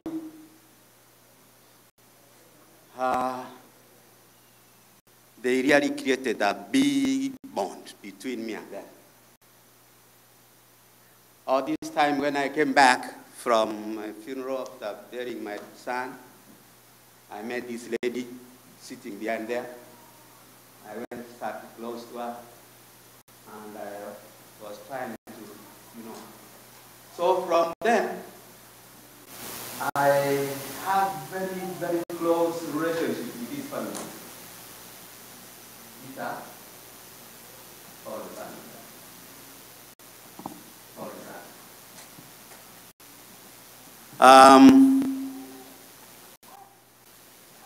Andrew said that this was his first experience.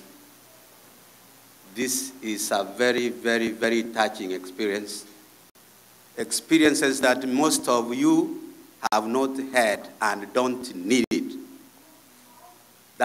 This is a very bad experience. Kumpoteza mama katika mji, wale watoto ambao ni wachanga, ambao we expect a lot from them.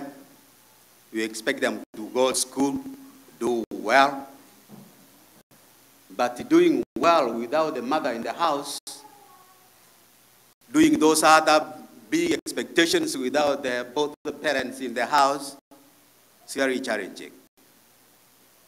So I join all those that have grieved here to request every one of you, whenever you meet them, meet Peter, meet those children, those daughters and that son, please talk to them nicely, try to comfort them, try to talk good to them, and try to encourage them. Otherwise, ndugu yangu pole, Mungu akujaze nguvu, akujaze hekima, na akujaze upendo, so that those children will find both mother and the father in you. Mungu awasaidie.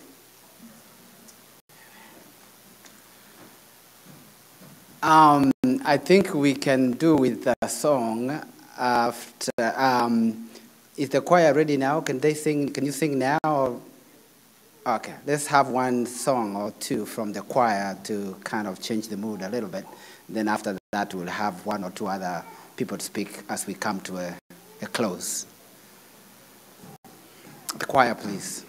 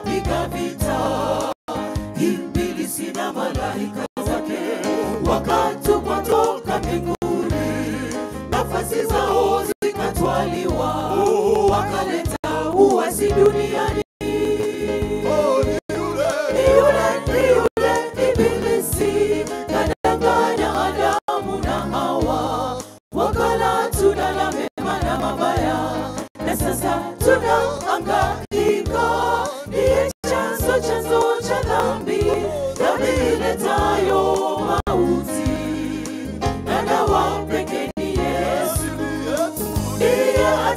atakayetuokoa ni yule ibilisi kadanganya Adamu na Hawa, wakala tunda la mema na mabaya, na sasa tunahangaika.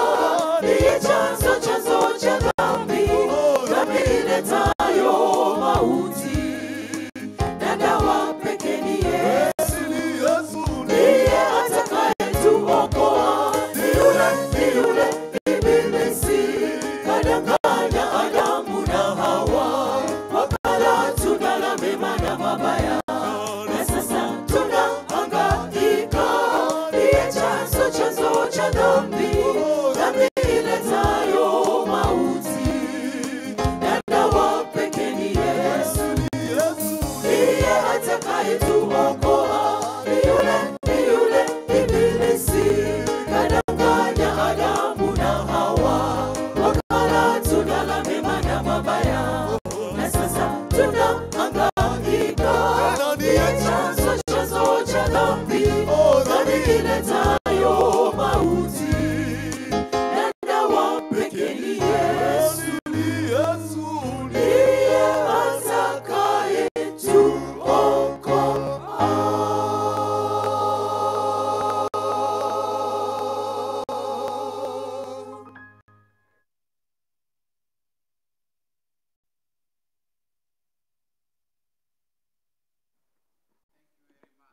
Before I call upon Andrew to pass a vote of thanks, there was a committee that initiated the planning process that has brought us this far.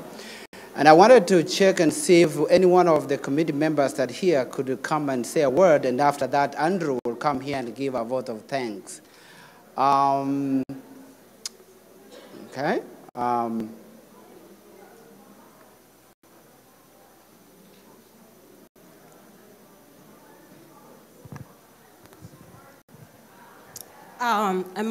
Good evening again.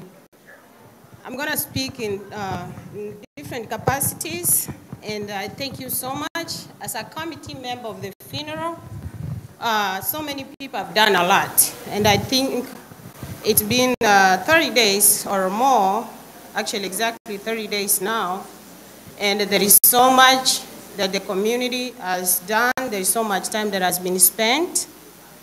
And I thank all the committee members for the cooperation that you have done, led by the chairman, our able elder, Mr. Basweti. We do have so many of them. If I can ask them to stand, those ones who are here, that will be very nice to do so. Mr. Nunda, you were among the committee members. Even though you were a visitor, thank you so much for calling. Yes. I do see Evans, of which I know one of them will come and speak. But I thank you so much. It's been a wonderful time. And again, doing these things, it's always a new experience for every time you get these cases. And the time we spend in doing this doesn't go unnoticed. And God will reward you all for all the energy, all the resources, and all the time that you have put there. So I'm not speaking as a chairman or as a chair lady. I'm only speaking as a committee member, and I know one of the leaders will come and speak after I do. So why am I here? I'm here on a different capacity. I wear so many hats. As a Kenya Nurses Association member, as a leader of the East African nurse practitioners, and above all, if you ever asked the closest person, June comes from South Mugrango, and June comes from a village called Nyasasa. Me and June, we are the only ones from Nyasasa. And why it's so deep, I remember 20 years ago, when I was doing my wedding, and this is personal. The brother who is called Joseph Sagero heard that a girl from her village was doing a wedding in New Jersey. And he said, I've never known that, a girl can come from Bogirango, you know, Bogirango is one of the places where we are very few in America. And he said from Nyasasa, and first one is from Minnesota. And so he said people are coming from Minnesota to come for my wedding.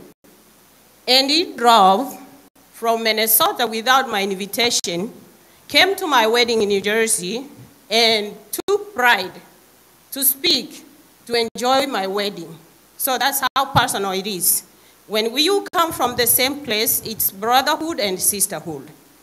And since then, the brother Joseph Abaga, when he went back home, he made sure every Friday he came to the village.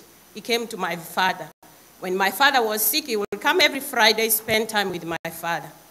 And so when I came here from New Jersey, coming to North Carolina, and I met June became my sister. So every time June met me, he could say Omwano Minto. We never called each other our names. It's Omwano Minto. So I've lost a sister, I've lost a colleague, I've lost a friend, and as a mother, it's painful. I have 5 children, and I take it personal because I don't see how my house can run without me. I love my husband, but as a mother, there's so many things I put in place that I cannot ask my husband to replace. It's not that they don't know what they are doing, but there is a special heart about mothers. How you organize your home, how you organize your children, you know everybody what they need. So my brother-in-law, that's what I can call you, my brother-in-law. As you go, God will guide you. It's not on an easy road. We are not going to say that's going to be easy. He's going to wear the shoes of June. He's going to wear his shoes. The children are here. And as a community, this is not the end of Morning June. And let's take the responsibility of being mothers. These daughters need us. Our son needs us. Anything you can do, please do. Don't feel restricted that, June is not here, so I can't do. No, God will bless you in your own way, and wherever God calls you, He might not call you the same way He will call me to assist in this family. Please, wear that heart of June and go and assist. You are not restricted. I'm sure our brother will not feel bad if you do. In whatever capacity you can do as a mother, as a father, please support our daughters and our son. That's what I would say. Thank you so much. Again, we still have the program ahead on Monday.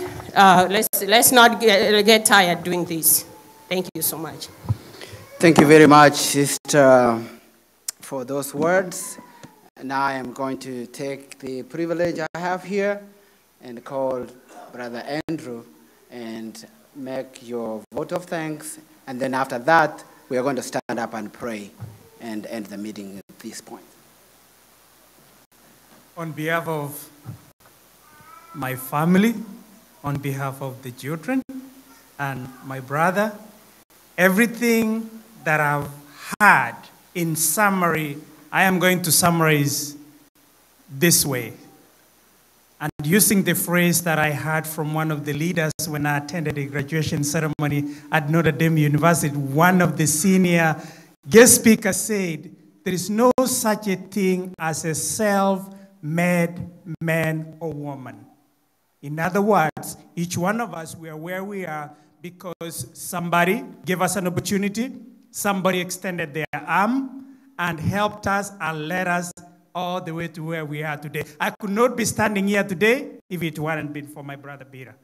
So sitting over here or standing over here, I see a lot of friends in the audience who can identify to the statement that I just made. There is no such a thing as a self-made man or woman. We are where we are because somebody else extended their arm and led us the way. Thank you, Umoja. Wonderful songs. Thank you, the pastor, for getting this thing, everything together. Thank you for the committee that spent countless hours making overnight phone calls to make sure that this was a success. On behalf of the family again, once again, thank you so much. We still have a few little steps to get us to Monday. Let us get together to see this as a success and give June a wonderful send-off that she deserves the most. Thank you.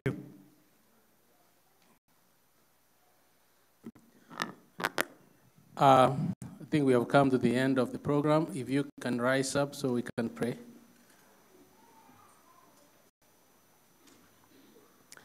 Let's pray. Dear Heavenly Father, when we came here, we asked you to be with us and to be in the midst of the program. You have been with us and we have reached the end of the program. We want to thank you. We still have some more steps to go before we lay our friend June to rest on Monday. We ask that, Lord, you walk with us and you finish the journey. As we disperse, we ask that your mercies be upon each and every one of us. And the food that has been prepared, we ask that you bless it when we commune together. In the name of Jesus we pray. Amen.